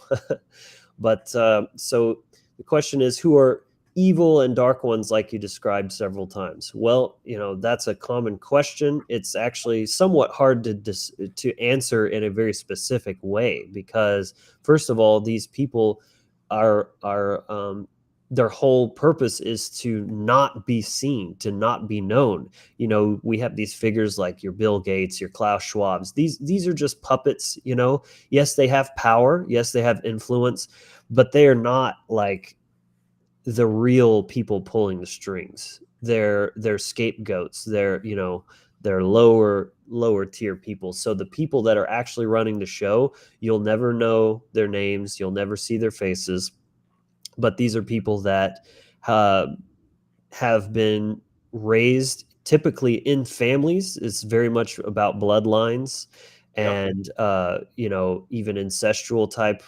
situations where they're keeping their blood pure, just like in Harry Potter they talk about, you know, mud bloods and pure bloods and all this kind of thing. Like there's something to that, and they're keeping that knowledge contained within the families as well. So these are people that were grown up, you know, born and raised into a trauma based mind control, like MK Ultra type of environment, groomed basically from a young age, and they are the arms of a wider network. You know, if you want to really go into this, I recommend Mark Passio's work, because not only has he He really gets covered this in depth, but he has personal firsthand experience. He was actually involved in these you know, circles. So he's a much better equipped to inform. So if you truly want to get the answer to that question, I recommend, you know, looking at I'm trying to think of what a good piece would be. He's got like de facto Satanism, things like that. Rodney, can you think of any things where he goes in? I know he has, but it's been like kind of in passing through many different episodes and things. I see Derek is in the backstage. We'll bring you on in just a moment, brother. Welcome. Yeah, these are very ancient lineages. I mean, we have to realize that evil is a lineage. That's the deal, and so these are very evil, they align themselves with evil intent, and they've really cut. They have no connection to source itself, and so their agenda is to harvest energy, pull energy into their own grid works. And that, if you ever kind of look at what was that show on Netflix, the Dark Crystal aspect. Oh, dude, a lot of so analogy to that in the stealing Dark the Crystal. essence. Yes, Yeah, I love that. exactly. So you're looking at how this actually operates, because most people don't know. And like you said, you'll never see their faces. You don't really know who they are in context, but they do set people out as their proxy. Yeah. So that's how they work. And then They're that's in how real positions of power. Exactly. In the ones behind the positions of, so it's like you look at these institutions, you got the government, the banking system, healthcare, like all these things, those are the institutions, and it's the people controlling the people controlling the people controlling those institutions. Like they're the ones that, there's so many layers where they're insulated from the public, and no one, even people within the organizations most of the time, don't even know who's actually running the show, but they are the ones that are really controlling every aspect of society when it comes to like organized living on this planet. So in a nutshell, that's what it's about. They are placed in these positions of power through family lineages, and they're able to wield and manipulate on such an effective level because they have a profound understanding of the occult, of magic, which is essentially comes down to in-depth knowledge of human psychology and natural law. That's like the simplest way that I can explain that. I So will also say, if you wanted to get into some videos on this as well, Sethic Esposa does have a lot of content on this as well. yes, Black Earth Productions. So if you wanted to, go check out his channel as well. There is a lot of content here, dealing with this type of question here. yeah, there's an answer if you really want it, bro. But I hope that was a good like little kind of simple answer. And then if you want to dive more, there's plenty for you to dig into. But let's bring Derek on. Hello, bonjour, my friend. Hey, What's Derek. up, man? Welcome Not to much, the show. man. Guest number 2. Really been loving the show. Thank you so much for making this happen. Number one, like the combination of both you guys on, if it's going to be like a weekly fixture, that is really something special. And yeah, Oh yeah. hail to the Magi. Yeah. Cheers. Yep, this is going to be the format. We got the news section, then the astrological weather report, and then a topical discussion that will often be very like round table, bringing on other colleagues, Will, Brandon, Leslie, all these good Chill, people. Will. Yes, still Will, the Yeah, one and buddy. only. Who's producing the show, by the way. I want to give that quick Cool. shout out because he kindly volunteered to help me out with that, which is, I mean, just I'm so grateful and thankful that he would do that, which means that we're streaming to the One Great Work Network as well. That's what that means. He's plugging in our Twitch That's great. feed into that. So, big shout out to Will for being an unseen, hand in the making of this show. So thank you for that compliment, brother. What do you have to say for us today? I guess going back to the old astrological meteorology, if you will, or Yeah. I really liked what Steven was his name, who was just on before. Yes.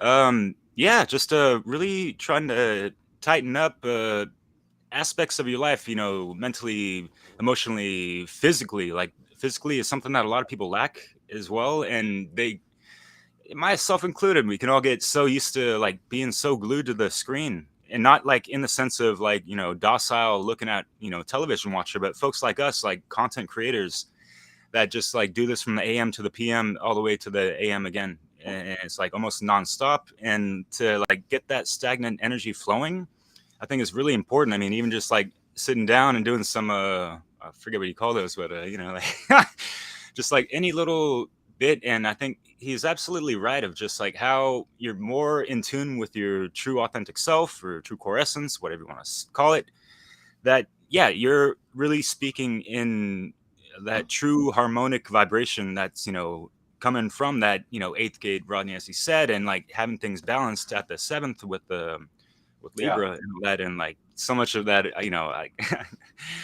that you really spoke volumes of it for so long now. And yeah, it's been really interesting and really educational for me to learn a lot from Rodney, what you've been putting out, and getting to know you more. It's just like it's music to my ears, the first note of it, so thanks so much, man.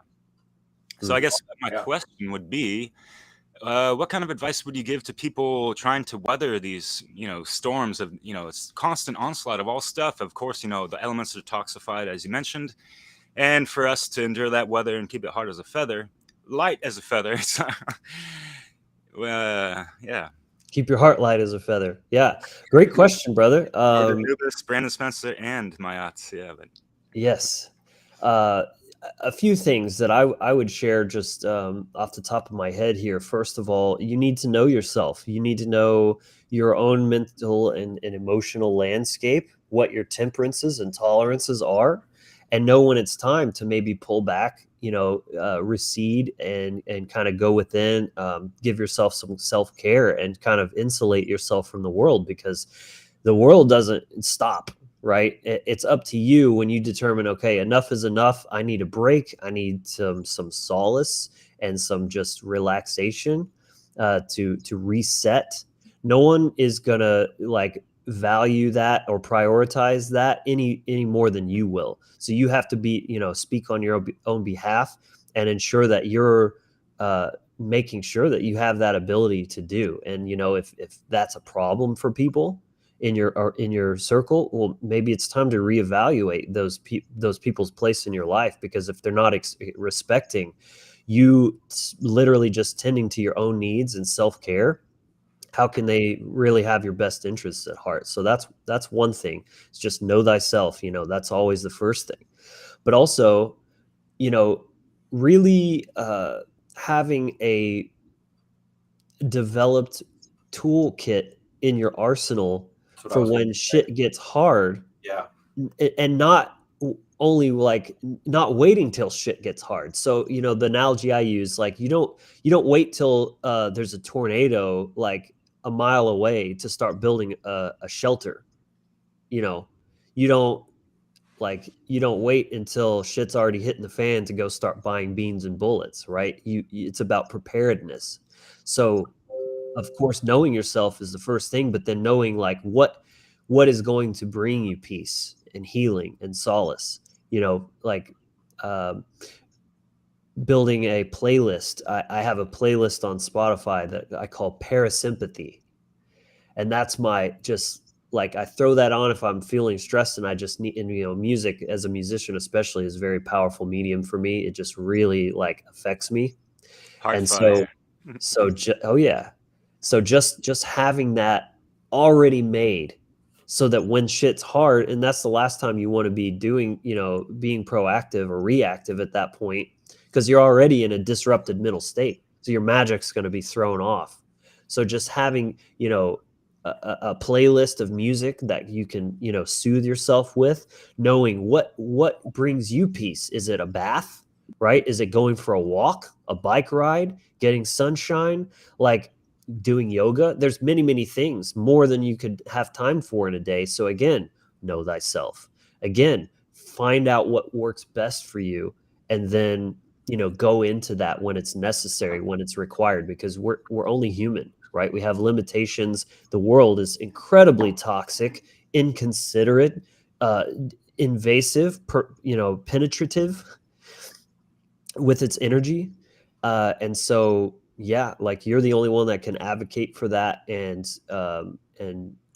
do what you need to do to stay centered, basically. Yeah, and you brought up something that came to mind, and I was visualizing, the scales of the heart and the feather, and some things you were mentioning of, like, yeah, there's so many elements in society. Of course, mainstream media, that's their modus operandi. Part of it is to pull and tug at those heartstrings, and like, it's coming from all angles from a lot of people. And what you said of just like recentering and like, and yeah, it might have to be fortified with that circle of the magician. And yeah, it's a daily Mm, operation of trying to yeah. make that better and Speaking of, Anarcharica says establish boundaries. That's and very voila. true, even at face value, but especially like you just said, the circle of the magi, like bolstering your own energetic boundaries. Like that's a more physical almost aspect than just saying no or like back off. I need some space or whatever. Is like even unspoken energetically having that in place. Very good point. Yeah, and that taking it back to your point, Logan, about creating protocols in your life that are established A foundation. contingency plan. Yeah, so you're there, you're doing these things daily, meditation, grounding yourself, Right. whatever practices that you're putting, drawing the circle of the mage, bringing things into a place where you are creating an aggregate of balance and harmony within your life. So when the storms come, or when the indifference comes with you, and you feel that pull, the polarity pull in context to the pendulum swing and in the law of rhythm, when things are getting pulled right or pulled left, and you feel that riding in on your solar plex, in your solar plex area where things ride in on, that's your go-to. And then you can go to that and you can clear it out and understand, recognizing the indifference within yourself. That's the key. If you don't recognize it, you're not going to do anything about it. Right. So having the awareness and recognizing when you're getting pulled, when things are coming up within you, when you're going through an alchemical process where things are actually coming up within yourself, or on the flip side, when things are trying to pull you in context to relationships on the outside. You got to know the difference in where things are coming from and where the energies are connected and keyed into. And so once you can step into a place like that, then you're starting to mature as a mage, as a magician. And this is how it works. And when we and look, this stuff takes years. This isn't, though, there's no quick fix to this thing. There's no like, oh, magic pill or wave a magic wand or any of this stuff. It takes years to develop yourself into a place where you are actually becoming a powerful human being. And that you just have to keep forging. You have to keep going forward. You have to keep having that tenacity and strength and courage and confidence in yourself. And so yeah, just creating those protocols within your life that you're doing on a daily basis. Those are the foundations. Those are the things that you go to in context to your soul's purpose, mission, and journey. So that's just my input to there as well. So Yeah. Excellent. Abracadabra, mother lover. right. I was amused by this comment here. I'm programmed by Boza, and I don't even understand what I'm talking about. Okay, well, I guess that's it, guys. This will be the first and last show. I don't know what I'm talking about, so thanks for watching. Well, we're gonna call it a day, and I guess go study or something. Yeah, just funny. I mean, if you want to provide something constructive, that's one thing, but be Typical careful with the trolling, because eventually I will have a boundary in place for that. Just saying. typical CCC bullshit. Anyway, not to give too much attention to that anyways, but it actually kind of cracked me up. But I think probably need to as much fun as I'm having, man. This has been an absolute blast. I need to start wrapping this up. So first of all, totally. Derek, before we let you go, is there anything else you wanted to add, or any final words? Yeah, you guys mentioned something that so many great points throughout the last 2 hours, but just as far as obviously you were recently on our show with Leslie Powers and I, dissolving the divide. Rodney, we'll see you soon, man. But yeah, well, we'll save it for another segment. But and I'm not even gonna plug my stuff in, but everyone needs to understand the internal divides within themselves before taking it upon the exterior domain and like spouting that projection, almost like projectile vomit onto others, in the reality field. Sometimes it's like, Yeah. check yourself before you wreck yourself. And if you're really in tune with your proper core essence, you're not, fucking, spewing vomit on other people. It just doesn't work that way. If we're on that alignment towards truth and natural law, as we say we are, and not paying lip service to it, then guess what? We're actually going to be treating our comrades as ourselves with that true agape, universal care and cosmic love. I don't know, why is it so hard for people to understand? Actually understand and integrate it, not just talk about it and try to relate and read it from Right. a book, whatever. We got to take so many different looks. It's a daily operation, and no one ain't reached the summit like you said, Rodney. Not everyone has all the keys or all the pieces to the puzzle, So yeah, let's try to network. Actually, set high standards, as you guys mentioned. Why not take the journey, man? That's what I don't get. Why not step into empowering yourself? See, and taking the journey to climb the mountain. I mean, what an awesome life! What an awesome place this earth is. This place is amazing. And it's your state of mind, man. I mean, you can be like, oh, this is the worst place. It's a prison planet, all this, but it's your state of mind, right? And so why not take the journey and empower yourself to greatness? Why not? Yes. Great points, everyone. Definitely good positive energy to wrap this up in. So, Derek, thank you for stopping by. You're always welcome, brother. Yeah, It's a man. pleasure to Appreciate see it. you Much and love, speak with honestly. you. Have a great day Everyone, out there, because you guys have the power to make it great. Oh yeah. I know you said you weren't going to plug, but I'm going to tell everyone, go check out his channel. He's got two of them. Dissolving the Divide, he's doing with the great and wise Leslie Powers, who's also a dear friend of mine. And then he's got his own channel, Awaken Your Mind, son, where he's dropping badass playlists of conscious rap and hip hop music. So Nice. excellent work on your end, brother. And again, thank you for stopping by. So appreciate yeah, that. have a good day, Derek. Peace, Wizard Factory. And Rodney, before we wrap up, man, we never got a chance towards the end of your astrology section to go ahead and let you plug your stuff real quick.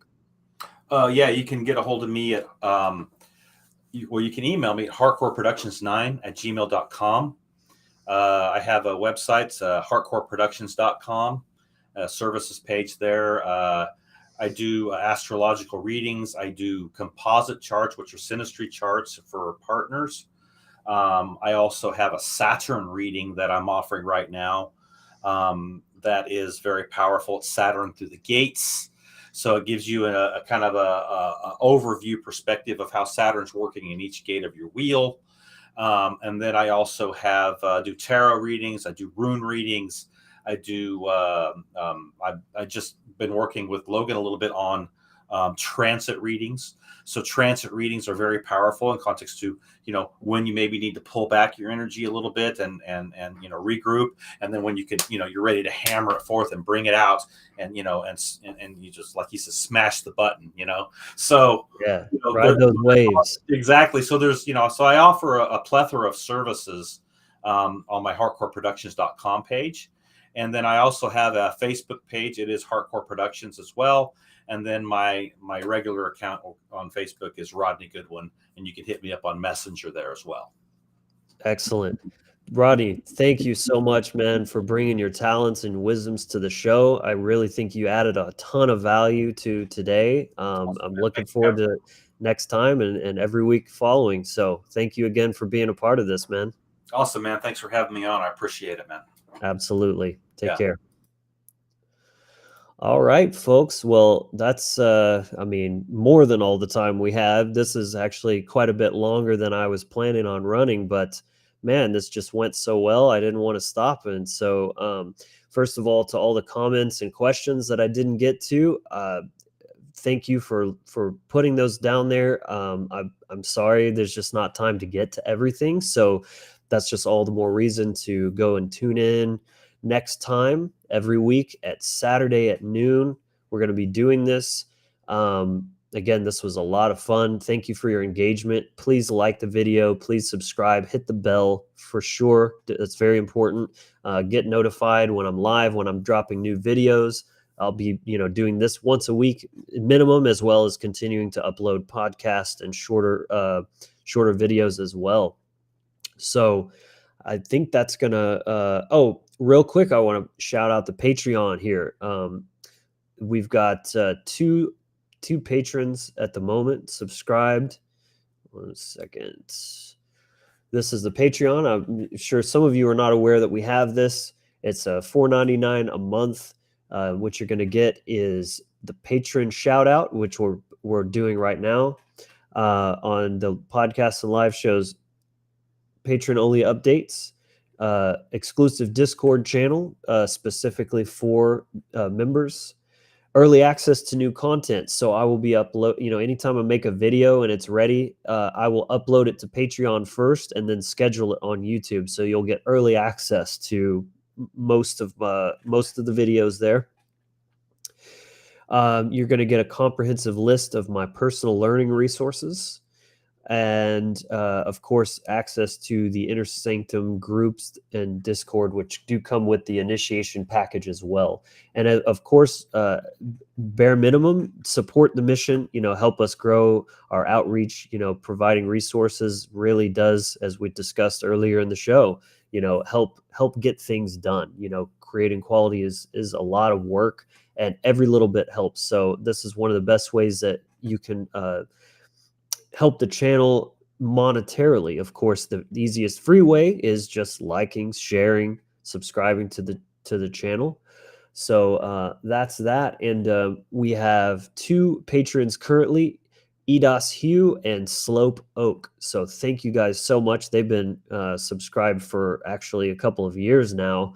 And eventually I would like to reopen a second tier. I used to have that, but it never fully got actuated. As many of you know, the channel's been through a lot of stuff over the past couple of years, a lot of challenges and hardships, so it just never got to come to fruition. But the original vision was to make like a private group that meets once a month and would be an interactive experience where I could do like a group rune reading and discuss a topic, and then have like Q&A on a more intimate level as well. So that's something that I plan on doing later, but ideally I get more kind of, build up more momentum going with the live show. And then it would make sense to kind of compartmentalize like a more concentrated group of like the super VIPs, you know what I'm saying?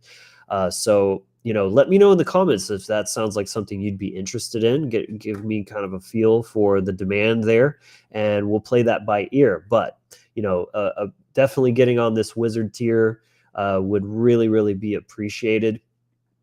And again, do check out the website, check out the merch section, see if there's something in there for you, maybe a sticker for your car, a gift for a friend. All of these things really, really help. Of course, you can find our links, podcast, news, and updates on here. I definitely put a lot of work into this, building this website myself as well. So I think that's going to conclude the show for today. So, thank you so much from the bottom of my heart for everyone. There's a better turnout today than I expected, so that's very exciting. I hope that can continue, and you guys will be here next week, and so on and so forth until the end of time. You guys are what this is all about. So, so much love from me to you, and thank you for your viewership, your support, and just participating in this. So looking forward to next week. I hope this was valuable to you. I hope this gave you something to think about, something to hopefully use and integrate in your own life. And that's going to wrap this up for today. So much love to you. Thank you so much for watching. See you next time. And until then, be empowered. Hit that early, sorry. Be empowered, inspired, and encouraged. Take care, everyone.